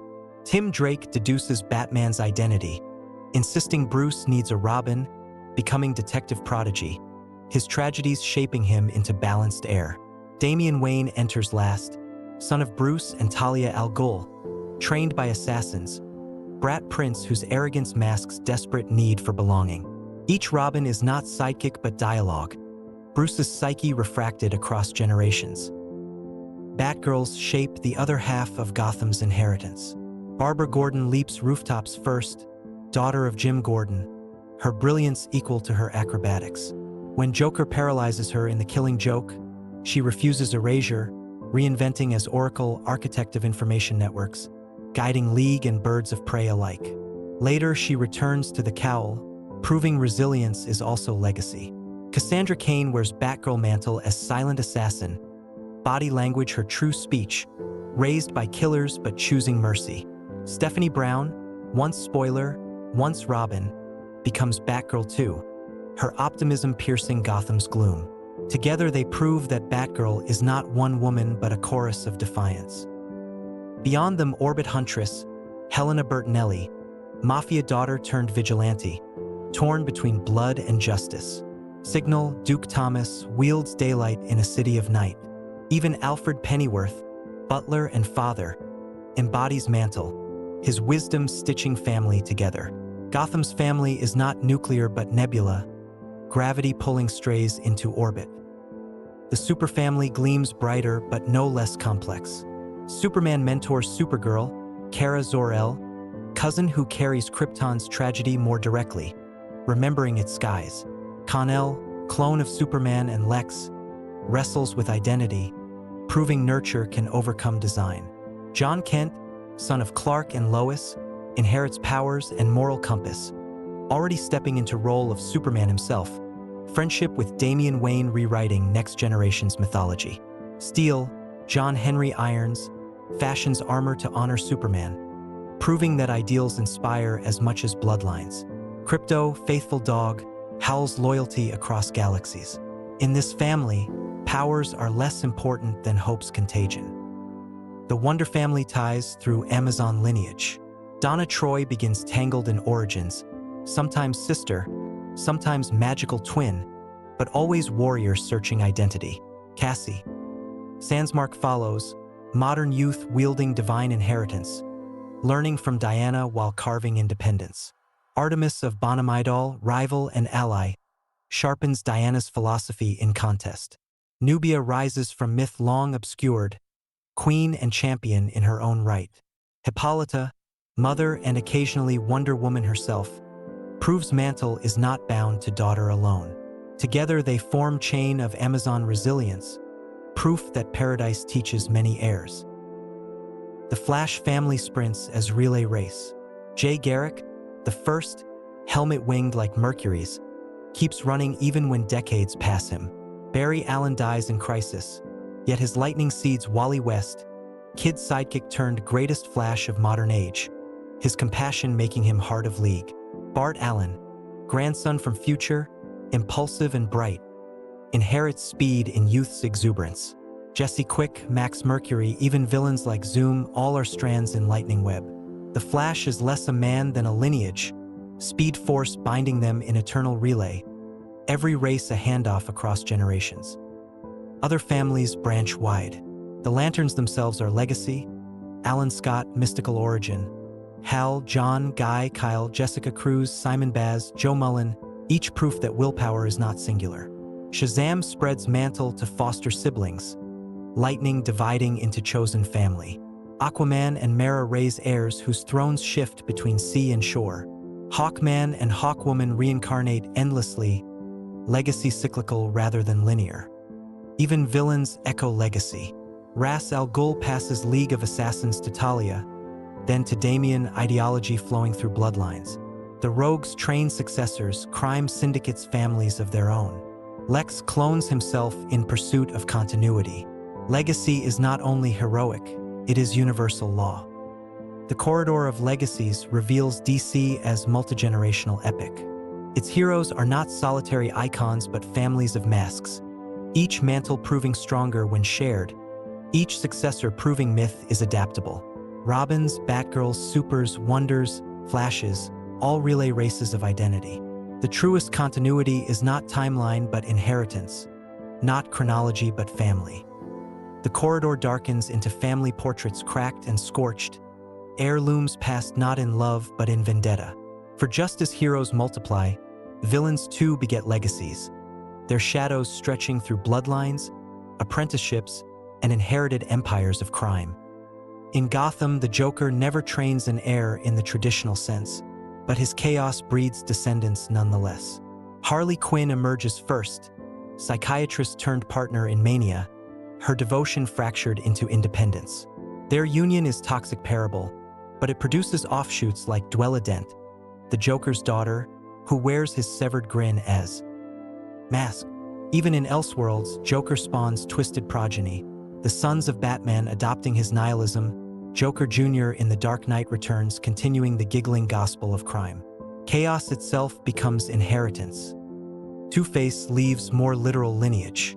His daughter Dwella shifts identity endlessly, at times Joker's kin, at times claiming Dent blood, embodying fractured legacy. Harvey's tragedy seeds not only rogues but themes. Obsession with duality passed into imitators who flip coins as though destiny itself were hereditary. Crime families like the Falcones and Maronis operate as dynasties, bloodlines of Gotham crime syndicates as enduring as Wayne lineage, their vendettas defining city politics for decades. Ra's al Ghul forges dynasty through League of Assassins, immortality granting him centuries to sculpt successors. Talia al Ghul inherits blade and philosophy, her love for Bruce Wayne complicating allegiance. Damian Wayne is their son, child bred of Shadow and Bat, torn between empire of assassins and family of heroes. The Demon's Head proves villainy is dynastic, Lazarus Pit's bubbling inheritance as much as resurrection. In Metropolis, Lex Luthor spawns legacy of ambition. His daughter Lena, in some continuities benevolent, in others inheritor of his cruelty, embodies genius wrestling with morality. His cloned progeny, like Superboy Kal-El, created with half his DNA, prove even enemies can be family unwillingly. Luthor's obsession is hereditary in corporate boardrooms, Cadmus labs, and worlds where his descendants rule as presidents or tyrants. The rogues of Central City pass tricks like craftsmen. Captain Cold insists on union rules and ethics, mentoring younger thieves. Golden Glider inherits skating legacy, Heat Wave trains successors in pyromania. Their gallery is workshop more than dynasty, but their traditions endure across generations of flashes. Atlantean villains too inherit. Black Manta's son Jackson Hyde, Aqualad, turns from father's cruelty to heroism, proving inheritance can be inverted. Ocean Master, Arthur Curry's half-brother, continually wars for throne, sibling rivalry written as geopolitical tragedy. In Atlantis, blood itself is battleground. Cheetah's curse passes through avatars, from Priscilla Rich to Barbara and Minerva, each inheriting divine ferocity from ancient bargain. Dr. Savannah sires children as brilliant and cruel as himself, a family of mad scientists waging generational war against Shazam. Black Adam names successors across millennia, his Kondak throne inherited by lineage of grief. Villain legacies appear in futures too. The Fatal Five's Validus is born of Lightning Lad and Saturn Girl, twisted into monster. The Batman who laughs gathers corrupted Robins chained like feral sons. In Batman Beyond, Derek Powers becomes Blight, corporate villain replacing crime clown, showing even capitalism inherits Gotham's shadows. In Kingdom Come, Magog inherits violence from disillusionment, his mantle villainous without needing one parent. Even parody legacies mock inheritance. Royal flush gang pass masks and ranks generation to generation, their court of crime hereditary. Trickster teaches tricks to next trickster. Criminal bloodlines populate Gotham's alleys and Metropolis's backrooms, proving that evil, like good, is rarely solitary. It is communal, passed like curse. The corridor of villainies' families reveals symmetry. For every Robin, a Joker's daughter. For every Superson, a Luthor heir. For every Amazon, an assassin. For every Lantern, a fearmonger. Heroism multiplies, but villainy breeds too, ensuring conflict is perpetual. In DC, shadows reproduce as reliably as light, their lineages tangled together, proving that legacy itself is battlefield eternal. The corridor stretches into continents now, maps unfurling as murals, every border glowing with its own myth. For DC is not confined to Gotham's alleys or Metropolis's skyline. It is global, a universe where heroes rise from every nation, where capes drape across languages and cultures. The global guardians stand first, stitched together in the Bronze Age as Earth's international defenders before the League expanded its reach. They are archetypes of nationhood given cape. Fire from Brazil, flame-haired Beatriz da Costa-wielding green fire born of experiment. Ice from Norway, Tora Olofsdottir, gentle yet formidable, her powers crystalline restraint. Rising Sun represents Japan with solar fury. Thunderlord sings sonic strength from Taiwan. Tuatara peers into futures from New Zealand. Owlwoman patrols America's plains. Little Mermaid swims Nordic seas. Seraph channels biblical relics. Tasmanian devil embodies shape-shifting feral rage. Their ranks shifted constantly, sometimes mocked for tokenism. Yet their existence proved that heroism was global, not monopolized by America's icons. Later, Batman expanded his vision with Batman Incorporated, funding operatives across nations. Batwing took mantle in Africa, David Zavimbi first, then Luke Fox, both armored in Wayne's resources but grounded in local struggles. El Gaucho fought crime in Argentina. Man of Bats patrolled native lands in South Dakota with his son Raven Red. Knight and Squire carried British eccentricity into superheroics, successors to earlier Union Jack. Colored legends. Batman's network acknowledged that his crusade could not remain confined to Gotham alone, that the Bat was symbol exportable across cultures. China forges its own modern pantheon with the Great Ten. August General in iron leads, his armor relic of alien surgery, body reforged into weapon, accompanied by Celestial Archer, mother of champions who birthed super soldiers, immortal man in darkness piloting ancient dragon. They embody Chinese myth refracted through modern nationalism. Later, Kenan Kong inherits Superman's mantle as Superman of China, his journey both parody and homage, learning responsibility in shadow of global archetype. Russia's traditions echo cold and tragic. Red Star, once Starfire, fights with patriotic melancholy. Rocket Red Brigade patrol armored skies, sometimes heroes, sometimes pawns of politics. From these roots emerges characters both loyal and conflicted, embodiments of nation under scrutiny. In Japan, characters like Rising Sun, Katana, and Dr. Light weave legacy between local myth and League membership, reflecting tension of representation and authenticity. India contributes heroes like Maya, wielding elemental force, and Ramachandra, divine archetype walking into panels. Africa births more than Batwing. Vixen channels animal spirits of red, a heroine whose powers root in ecology as much as culture, her leadership often undervalued yet vital. Black Manta's son Jackson Hyde becomes Aqualad, his heritage stretching across continents, his story one of divided identity.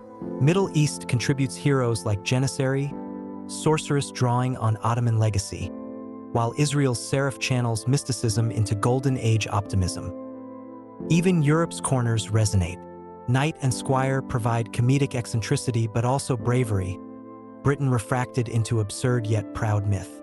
Germany's heroes often wrestle with shadows of war, their morality fraught. Scandinavia lends ice, mythic and fragile, tied to elemental lore. France, Italy, Spain flicker with minor heroes, often forgotten but never absent. Canada, too, has its champions, Celsius, hybrid of cultures, member of Doom Patrol. Obscure teams like the Super Young team in Japan parody pop culture even as they embrace it, youth heroes saturated in fashion and irony. Global Guardians, Justice League International, Batman Incorporated, Great 10, Super Young Team, all prove DC understands its universe must breathe globally, even if inconsistently. The Corridor of Nations shows that heroism is not bounded by flag or border. Sometimes these characters are stereotypes, sometimes profound reinventions, sometimes both. But each panel insists that Krypton's last son may have landed in Kansas, yet the ideal he represents belongs everywhere. Every culture births heroes in its own image, and DC's vast sprawl, for all its flaws, reflects that aspiration. A universe truly planetary. The corridor runs forward like a time-lapse skyline, buildings rising and crumbling in seconds, stars flickering into new constellations. Here lies DC's tomorrows, futures written and rewritten, legacies spun out into centuries yet unborn. The Legion of Superheroes stands tallest, beacon of the 30th and 31st centuries. Teenagers from worlds across the United Planets wear lightning bolt emblems, their unity homage to Superman's legend. Cosmic Boy bends magnetism, Saturn Girl listens to minds, Lightning Lad storms with youthful arrogance. Phantom Girl phases through reality, Brainiac 5 proves genius can be heroic, Dawnstar navigates the stars by instinct alone. Their stories fracture endlessly, reboots, retcons, shifts from optimism to cynicism, but always return to principle. That Superman's ideal inspires across millennia, that his morality outlives him. Their enemies, the Fatal Five, are as eternal as they are tragic. Emerald Empress wields the Eye of Ekron, Valida stomps as twisted child of Legion's own, Theric calculates with half-machine cruelty, Mano disintegrates with touch, Persuader cleaves with atomic axe. They are operatic foils, villains whose powers reflect corruption of progress. The Legion's greatest foe, however, is continuity itself, their existence rebooted with each crisis, their destiny uncertain yet inevitable. Elsewhere, tomorrow splinters into wastelands. Commandy, last boy on Earth, roams planet of intelligent animals, humanity reduced to myth. His world is pulp apocalypse, Jack Kirby's warning of nuclear ruin, its absurdity hiding heartbreak. Atomic Knights ride giant Dalmatians through irradiated ruins, their armor relics of faith in survival. These futures are grotesque but resilient, proving that even after civilization burns, stories endure. Batman Beyond reimagines Gotham in neon.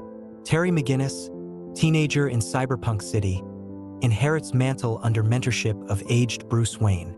His enemies are corporations as much as costumed rogues. Derek Powers mutating into Blight, Joker's gangs parodying chaos.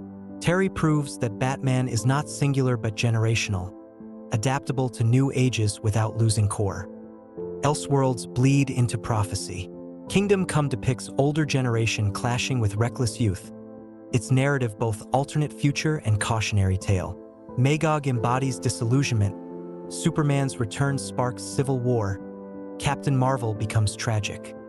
Fulcrum, The Dark Knight Returns shows Bruce aged, brutal, fascistic, yet triumphant, inspiring successors in grim prophecy.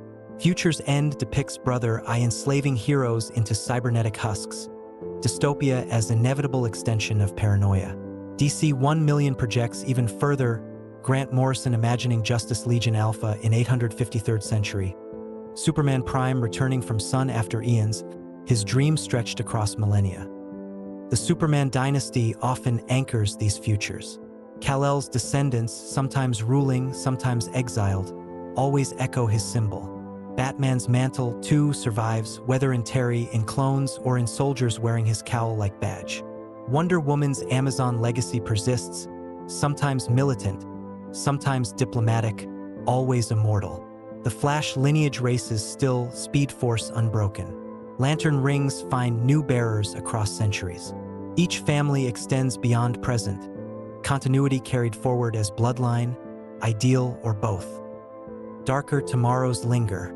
Injustice begins in present but stretches into empire, Superman ruling Earth as tyrant, his descendants perpetuating authoritarian legacy. Deceased shows anti-life plague rendering Earth undead, survivors fleeing to stars, their children inheriting mantle aboard arcs. Even apocalypse spawns lineage. Yet optimism endures. The Legion rallies no matter how often erased. Superman always returns from the sun. Batman always finds air. The Justice League, in some form, always reforms. Futures fracture, but core truth repeats. That these myths are perennial, their survival across centuries not accident but destiny. The Corridor of Tomorrows reveals continuity not as line but as spiral, always circling back, always reasserting itself.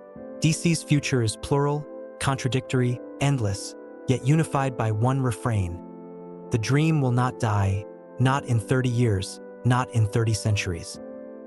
The corridor folds in on itself now, mirrors reflecting mirrors, captions bleeding into gutters, because this is where DC gazes at its own architecture. Here, continuity is not backdrop but character, the universe aware of its panels, creators, and contradictions. This is DC's metafictional heart, the place where story becomes subject. It begins with the Monitors. Introduced as singular cosmic archivists in Crisis on Infinite Earths, they later multiply into race of beings tasked with observing, cataloging, and sometimes manipulating universes. The original Monitor seeks to save creation. The Anti-Monitor devours it. Later stories reveal an entire society, vast watchtowers in liminal spaces, each Monitor guardian of one reality. But corruption festers. Dax Novu becomes Mandrak the Dark Monitor, hunger for stories incarnate, devouring narratives themselves. The Monitors represent editorial mandate made flesh, continuity managers turned cosmic entities. Beyond them looms the Overvoid, a blank white page before creation, silence into which story is written. In Grant Morrison's Final Crisis and Multiversity, the Overvoid is described as ultimate canvas, limitless but sterile, waiting to be filled by ink of narrative. Against it, the multiverse stands as fragile lattice of imagination, one stray crisis always threatening collapse. The source wall stretches as boundary, its surface etched with trapped titans, embodiment of limits of continuity. To breach it is to risk narrative unraveling. Hypertime hums like river splitting into tributaries, Mark Waid and Morrison's metaphor for continuity where every story happens somewhere, every contradiction reconciled by branching. In Hypertime, canon and non-canon blur, Elseworlds feed mainline, forgotten arcs echo as eddies. It is DC's philosophical permission slip. Nothing is wasted, everything matters, even if only in parallel stream. Metafictional heroes walk these corridors knowingly. Animal Man, in Morrison's run, discovers the reader, turns to audience, begs for family returned. He meets the writer, confronts the nature of his own suffering as scripted tragedy. His story reframes superhero as actor trapped in narrative, grief manufactured yet felt. Superboy Prime, meanwhile, becomes villain of fandom itself, punching reality walls, his tantrums meta-commentary on toxic nostalgia. He is both character and critique, embodiment of readership demanding canon's rigidity. The multiversal maps of multiversity turn comic books themselves into artifacts. Each issue is both story and key, haunted comics infecting readers, cursed narratives looping into reality. Captain Atom in Morrison's Pax Americana speaks in nonlinear time, his dialogue fragmented like panels out of sequence, embodying comic form itself. The Empty Hand rises as great threat, gentrifier of stories, consuming originality until only husks remain. Here, villainy is editorial stagnation, entropy of creativity. The Fifth Dimension, home of Mr. MXYZPTLK and Batmite, is often played as impish comedy but functions as pure metafiction. Beings aware of panel and author, their tricks commentary on form. MXYZPTLK reshapes reality with whim, Batmite idolizes Batman with fanboy zeal. They are parodies but also truths, awareness of artifice made character. Even in simpler tales, metafiction bleeds. Flash crossing dimensional vibration to meet Jay Garrick in Golden Age was earliest metagesture, declaring that comics themselves were portals. In Crisis on Infinite Earths, readers wept for erasure of Earths as though watching their own shelves vanish. In Dark Knights, Metal, Batman who laughs sneers at readers, aware of archetypes repeating. In Death Metal, Wonder Woman confronts beings beyond even the presence, her lasso binding truth across metafictional layers, rewriting DC's own publishing ethos. All stories are true. At ultimate level lies the presence, sometimes God, sometimes hand turning page, sometimes writer at desk. In this corridor, divinity and authorship blur. The writer is God, the editor demiurge, the reader witness. DC acknowledges itself as scripture written serially, never finished, each reboot confession of human hands guiding divine archetypes. The corridor of metafiction spirals endlessly. Monitor's archive, Overvoid waits, Hypertime branches, Animal Man pleads, Superboy Prime rages, MXYZPTLK laughs, Wonder Woman rewrites canon. Here DC admits its own nature. Mythology aware of its creation, continuity aware of its fragility, story aware of its reader. It is both cathedral and workshop, prayer and parody, declaring that in this universe, even the ink knows it is alive. The corridor softens into quieter chambers now, lit not by lightning or cosmic fire but by glances, embraces, arguments, and silences. For all their crises and gods, DC's heroes are humanized by relationships, romances, friendships, betrayals, that make immortals ache like mortals. Clark Kent and Lois Lane form the Axis. From 1938 onward their dynamic evolves. Early Lois suspicious of timid Clark, enamored of Superman. Later Lois discovering Clark's duality, her love deepening when secret revealed. Their marriage, long delayed by editorial mandate, becomes anchor once allowed. Their son John proof that even gods can parent. Lois tempers Clark's idealism with journalistic grit, reminding him that truth is not abstract but investigative, earned. Bruce Wayne's heart is fractured, his relationships shards of trust. With Selina Kyle, Catwoman, it is flirtation turned lifelong dance, thief and detective circling rooftops. Sometimes she reforms, sometimes she strays, but always they orbit. With Talia al Ghul, daughter of his enemy, he sires Damian, love twisted into alliance and rivalry. With allies Dick, Barbara, Jason, Tim, his love is paternal but expressed as mission, his inability to say words replaced by batarangs and training. Bruce's tragedy is that intimacy for him is always conditional, filtered through masks. Diana of Themyscira loves broadly, her compassion extending beyond romance. Steve Trevor anchors her myth, soldier saved in World War II, sometimes lover, sometimes comrade, sometimes forgotten, but always first bridge to man's world. In modern arcs, she forms bonds with women as well, Io among Amazons, friendships with Zatanna, with Donna and Cassie as sisters rather than sidekicks. Diana's relationships prove that love for her is philosophy, not merely pairing. The Flash family thrives on bonds. Barry Allen and Iris West's marriage is fulcrum, her death in crisis motivating legacy, her resurrection reuniting Heart of Speed. Wally West and Linda Park define devotion tested by time loops, erasure, cosmic storms. Their children, Jai and Irie, show that speed is inheritance not just of power but of love. Jay Garrick and Joan, elders, prove longevity itself is romance. Green Lanterns form complicated attachments.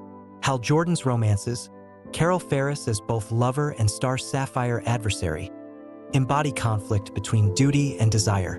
Jon Stewart's marriage to Kat Matue ended in tragedy, shaping his stoicism.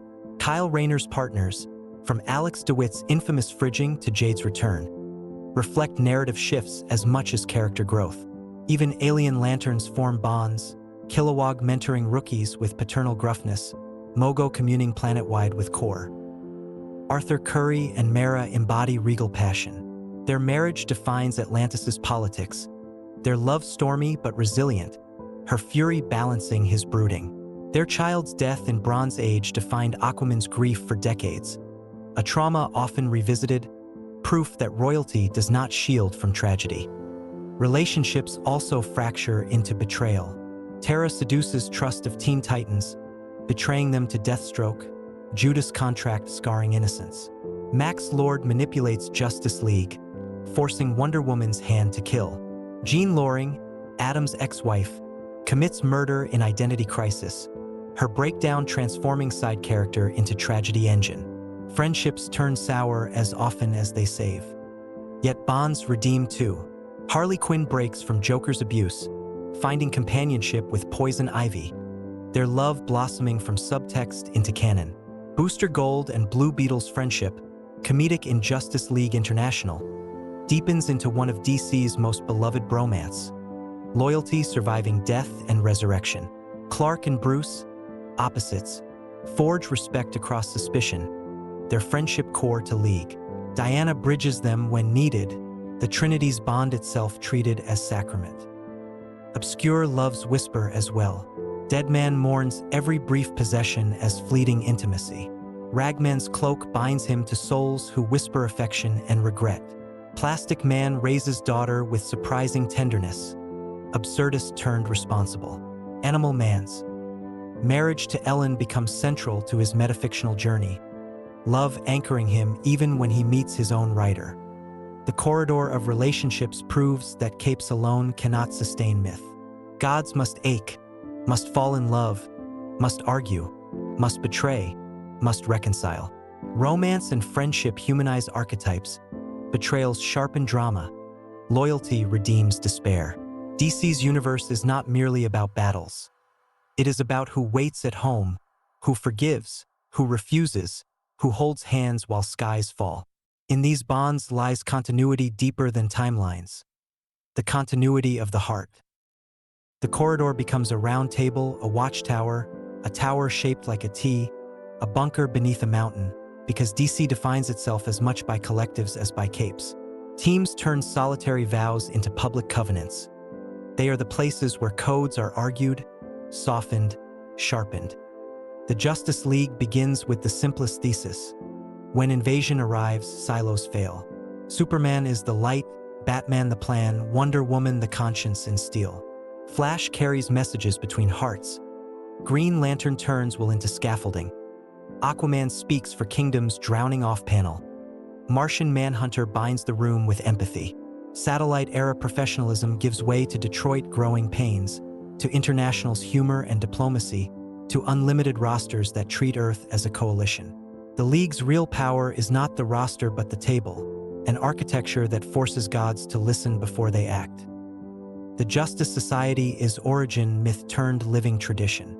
Born in wartime, they treat heroism as inheritance rather than novelty. Their meetings feel like minutes and mentoring, gavels and stardust. Jay's steadiness, Alan's emerald humility, Fate's helm like a quorum of one, Hawkman's reincarnated temper, all threaded through protégés who inherit not only powers but habits of citizenship. If the League is a pantheon, the JSA is a town hall where legends age without fading. The Teen Titans are sidekicks refusing to be footnotes. One lineup is friendship, the next is family, the next is trauma group. Nightwing learns leadership the painful way. Starfire translates fury into tenderness. Raven turns inherited darkness into collective therapy. Cyborg becomes bridge between worlds.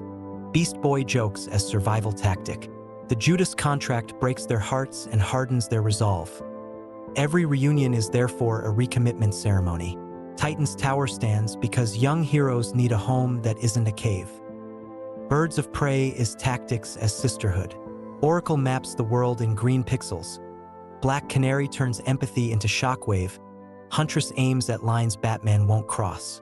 Rotating specialists, Lady Blackhawk, Big Barda on loan, Batgirls in relay prove a thesis rare in superheroics. Intel is a superpower, trust and offensive capability. The Outsiders form when Batman decides consensus moves too slowly. They are an edge case team.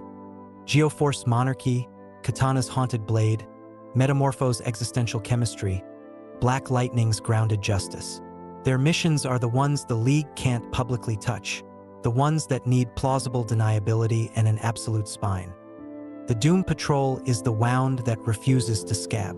Robotman's lonely heart in steel, Negative Man's irradiated shame, a lasty woman's fluctuating self, led by a chief whose genius corrodes trust.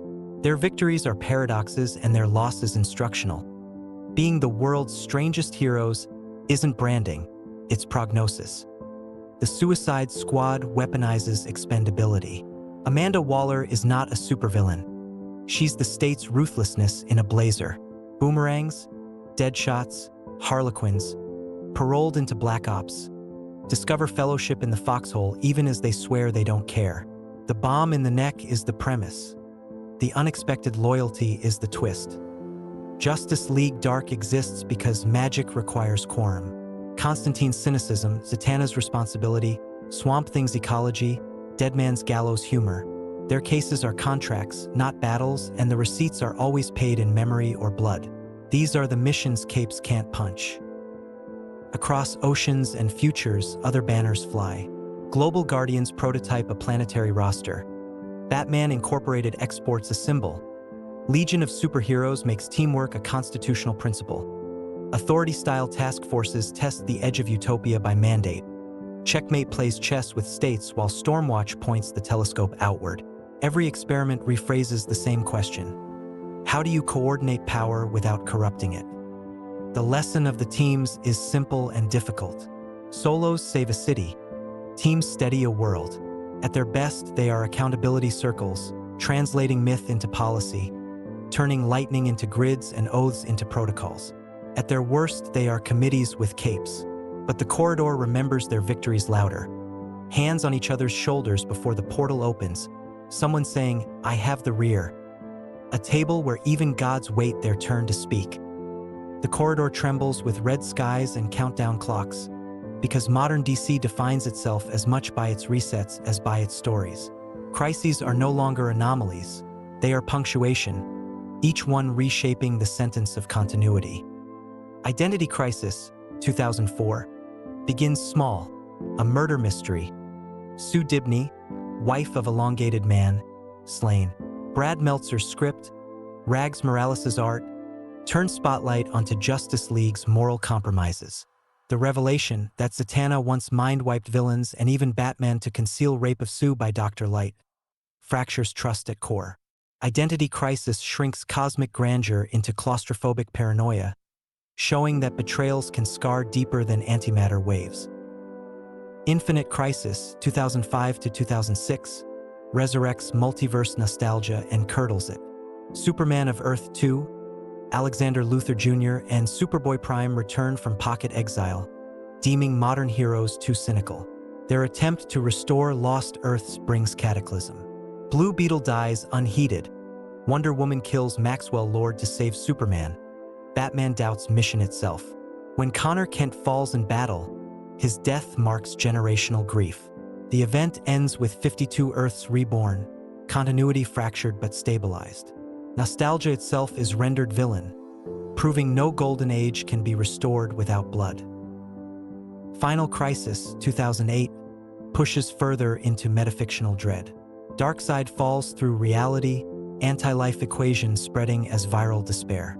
Heroes enslaved not by chains but by inevitability. Batman fires Radion bullet into God's heart but falls himself into time's labyrinth. Superman sings creation back into harmony. Grant Morrison makes crisis itself allegory. Narrative under siege, panels bending under entropy. Readers divided, but its ambition undeniable. Apocalypse as philosophical opera. Flashpoint, 2011, is Barry Allen's personal crisis metastasized. Saving his mother alters entire world. Bruce dies in alley, Thomas becomes Batman of guns and grief. Martha becomes Joker of shrieks and sorrow. Atlantis and Themyscira wage genocidal war. Superman raised in government cell, frail and broken. Barry undoes his meddling, but timeline returns warped. From it emerges the New 52, a relaunch that compresses decades into 5 years, redesigns costumes, erases marriages. Bold, controversial, a clean slate stained by what it erased. DC Rebirth, 2016, responds not with another apocalypse but with apology.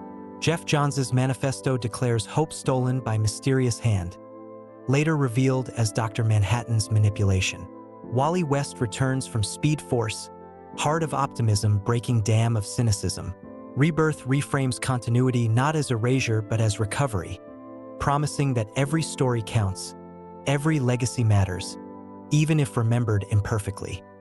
Dark Knights, Metal, 2017, and Death Metal, 2020, warp Crisis into rock opera. Batman unlocks dark multiverse, unleashing Nightmare Batman. Most infamous, the Batman who laughs, Jokerized strategist infecting continuity itself. Heroes wield mystical metals, ride cosmic dinosaurs, sing universes back into being. Wonder Woman ascends to cosmic judge. Batman commands armies of undead. Superman burns with anti-life infection yet fights on. The End declares infinite frontier. All stories true, contradictions canon, continuity infinite. Crisis becomes affirmation rather than erasure. Finally, Dark Crisis on Infinite Earths, 2022, rebrands legacy. New generation stepping forward, John Kent as Superman, Yara Flor as Wonder Girl, Jace Fox as Batman. Pariah manipulates reality, resurrects lost Earths. But younger heroes prove continuity is relay race, not Tombstone. Modern DC ends not with deletion but expansion. The corridor of modern crises proves that DC no longer fears contradiction. Each reset was once broom. Now it is prism. Continuity is not fragile but regenerative. Every collapse rebirth. Every death rehearsal. The crises of modern era teach that myth survives apocalypse not by stability but by willingness to change, again and again, and still fly forward into another dawn. The corridor dims into candlelight and rain-soaked graveyards, pages curling into whispers rather than shouts. For DC is not only capes in daylight but shadows in alleys, pulp in whispers, horror in philosophy. These strands coalesced most vividly in Vertigo, imprint where gods of myth were written with ink of nightmares and adult doubt. It begins with Swamp Thing. Alan Moore's arrival transforms muck monster into elemental of the green, avatar of plant life, consciousness diffused across root and leaf. Abby Arcane becomes partner, love story written in fungal communion. Their battles against Floronic Man, against Invunch, against hell itself, blur line between horror and theology. Swamp Thing becomes ecological parable, gothic romance, cosmic metaphysics. From there rises Hellblazer, where John Constantine chainsmokes across Thatcher's Britain, con man and mage, savior by accident, bastard by design. Jamie Delano, Garth Ennis, Warren Ellis, Brian Azzarello. All sculpt cynic whose victories are pyrrhic, whose friends die, whose conscience festers. Constantine is horror rephrased. The demon is capitalism, the exorcism is betrayal, the price always personal. Then Sandman, Neil Gaiman's magnum opus, where dream of the endless escapes captivity and rebuilds kingdom of story itself. His siblings, death, desire, despair, destiny, delirium, become personifications of human condition. Tales weave. Shakespeare, serial killers, gods, mythologies, all under banner of Morpheus's tragic pride. Sandman redefines comics as literature, horror as poetry, continuity as dream. The Corinthians' teeth grin, Fiddler Green sighs, Lucifer resigns throne, death comforts kindly. It is DC by way of mythopoesis, panel as lullaby and nightmare. Other Vertigo corridors open. Doom Patrol under Morrison turns absurdity into surreal horror, where Danny the Street breathes queer affirmation and Candlemaker burns sanity. Animal Man breaks fourth wall, grief meta as horror, family love as salvation. The Invisibles conjures conspiracy and liberation, magic as revolution. Books of Magic teaches Timothy Hunter that wonder is terror, every spell heavy with consequence. Horror anthologies persist like Undertow. House of Mystery and House of Secrets birthed Swamp Thing and hosted Cain and Abel, later folded into Sandman's dreaming. I Vampire, Dr. Occult, Night Force, strange strands always threaded DC's cape fabric. Spectre remains Wrath of God, terror in cloak, his appearances as chilling in Vertigo tone as in superhero roster. As Vertigo wanes, Black Label rises. Batman. Damned reframes Gotham as supernatural descent. Harleen reimagines origin as tragic seduction. The Nice House on the Lake casts Apocalypse as parable of friendship. Horror matures into prestige, covers darker, panels freer, audience older. DC learns that horror is not side genre but spine, holding myth upright with shadows. The corridor of vertigo and horror reveals that capes are only half the scripture. The other half is whisper, sigh, nightmare, dream. Horror sustains DC not by contrast but by completion, reminding us that gods may fly, but they also haunt, that justice is terrifying, that stories to endure must include the dark. The corridor now spills out of panels, screens flickering on the walls, action figures rattling in glass cases, radios whispering static, film reels stuttering light. Because DC is not only myth on paper, it is transmission across every medium, culture absorbing and reshaping its gods. Radio comes first. The Adventures of Superman in the 1940s gives America a daily dose of flight and justice, introducing truth, justice, and the American way into lexicon. Its famous Clan of the Fiery Cross storyline pits Superman against thinly veiled Klan, inspiring children to challenge racism, showing fiction as weapon for real reform. Television follows. George Reeves dons cape in Adventures of Superman, 1950s, embodying trustworthiness so strongly that children believed bullets might harm them if they mimicked him. Adam West's Batman, 1966, paints Gotham in pop art camp, POW and BAM, becoming national language. Linda Carter's Wonder Woman, 1970s, spins truth into disco-era icon, her twirl transformation a feminist emblem. Animation crafts definitive myth. Super Friends in 1970s introduces Legion of Doom to Saturday mornings, entire generation absorbing simplified pantheon. Then the 1990s arrive with Bruce Timm and Paul Dini's Batman. The animated series, Gothic noir reshaping Batman for modern era, introducing Harley Quinn who migrates into comics. That lineage blooms into Superman. TAS, Justice League and Justice League Unlimited, definitive portrayals for countless fans. Later, Young Justice deepens legacies. Teen Titans anime-styled humor reaches global audience. Harley Quinn series revels in metacomedy. Animation proves DC thrives in ink and motion as well as paper. Film serials of 1940s introduce Batman and Superman in cliffhangers, but Richard Donner's Superman, the movie, 1978, makes tagline promise. You'll believe a man can fly. John Williams' score becomes him. Tim Burton's Batman, 1989, drenches Gotham in gothic spectacle. Jack Nicholson's Joker merging camp and menace. Joel Schumacher swings neon. Then Christopher Nolan grounds in realism. The Dark Knight, 2008, redefining superhero film as crime epic.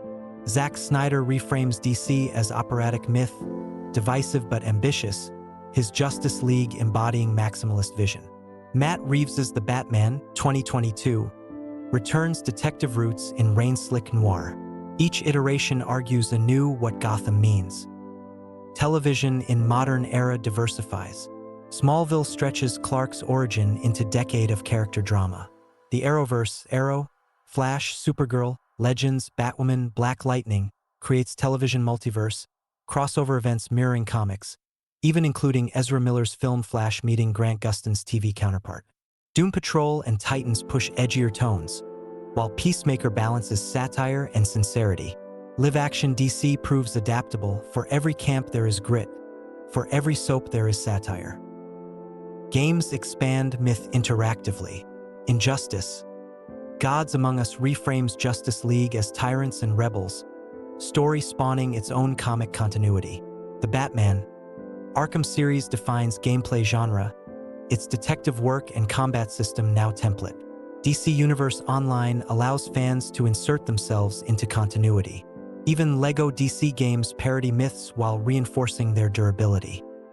Toys and merchandise sustain icons.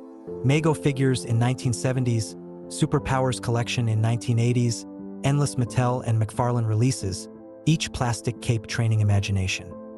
Lunchboxes, pajamas, Halloween costumes seed loyalty before literacy. DC's characters are not only read, they are worn, held, lived. Fandom itself becomes medium. Conventions from 1960s forward host debates on continuity. Cosplay turns bodies into living elseworlds. Internet forums fight over canon as fiercely as heroes battle Darkseid. DC is communal performance, myth enacted by its readers. The corridor of cross-media impact proves that comics were only seed. Film, TV, animation, games, toys, conventions, these are branches, blossoms, and echoes. DC is not simply consumed, it is inhabited. Every broadcast, costume, joystick, and streaming episode extends continuity into lives, proving the universe is not confined to page but scattered like signal across culture. The corridor shifts into a library, shelves stacked not with story but with eras, each age a binding, each decade a spine. For DC is not only characters, it is publishing history, waves of tone and editorial mandate that shape myth as much as any villain. The Golden Age, late 1930s, 1950s, is origin. Superman in 1938's Action Comics #1 ignites superhero genre. Batman follows in Detective Comics #27. Wonder Woman in All-Star Comics #8. They are pulp archetypes with sharp edges. Superman a crusader for social justice, rough with corrupt landlords and wife-beaters. Batman wielding gun before code solidifies.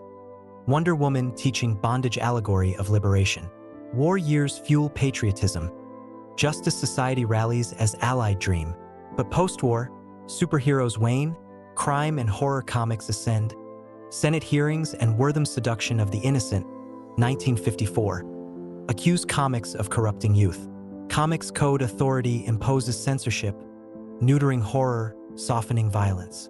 DC survives by retreating into safer fantasies. The Silver Age, mid-1950s, 1970, is reinvention. Flash returns in 1956 as Barry Allen, science fiction aesthetics replacing pulp grit. Green Lantern becomes test pilot-wielding alien ring. Hawkman reborn as Thanagarian cop. Atom miniaturizes with atomic science. Justice League of America debuts in 1960, cementing team as genre's tentpole. Camp flourishes, imaginary stories, rainbow-colored kryptonite, guerrilla villains. Yet optimism prevails, science as miracle, every problem solvable by invention. Mort Weisinger edits Superman into universe of bottled cities and super pets. Silver Age continuity is playful, exuberant, but also foundation for later deconstruction. The Bronze Age, 1970 mid-1980s, injects relevance. Denny O'Neil and Neil Adams take Green Lantern and Green Arrow on road trip, tackling racism, poverty, addiction. Speedy becomes junkie, heroin needle panel searing new realism. Batman returns to noir shadows. Joker regains murderous edge.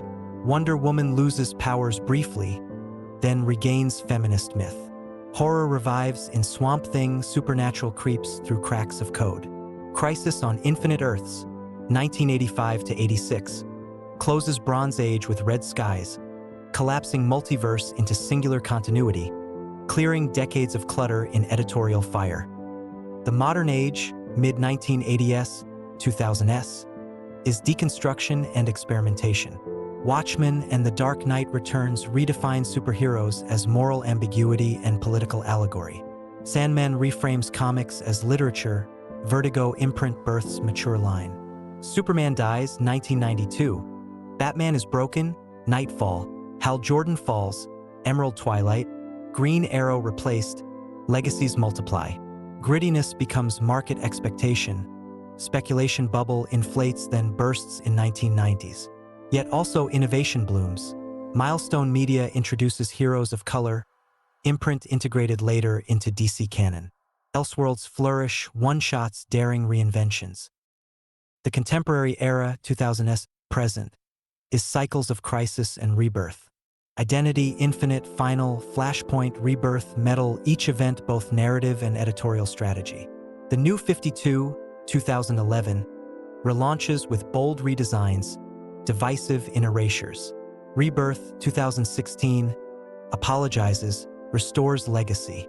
Infinite Frontier and Dawn of DC 2020s declare all stories count, continuity infinite. Black Label produces prestige standalones. Streaming series expand synergy. Film universes attempt cohesion with mixed success. Publishing adapts to digital, omnibuses, trade paperbacks as archival scripture. Through all eras, editorial mandate shapes tone. Weisinger's Silver Age microcosms, Schwartz's Bronze reinventions, Didio's event cycles, Johns's nostalgia reframings. The industry shifts with culture, war, censorship, counterculture, deconstruction, globalization. DC survives by reinventing, sometimes awkward, sometimes sublime. The corridor of publishing legacy reminds us that mythology is product of market as well as muse. Heroes endure not only because they inspire, but because editors, artists, and writers keep recalibrating formula. Ages turn like pages, each golden, silver, bronze, modern not in metallurgy but in memory, each era proof that immortality is not natural, it is published.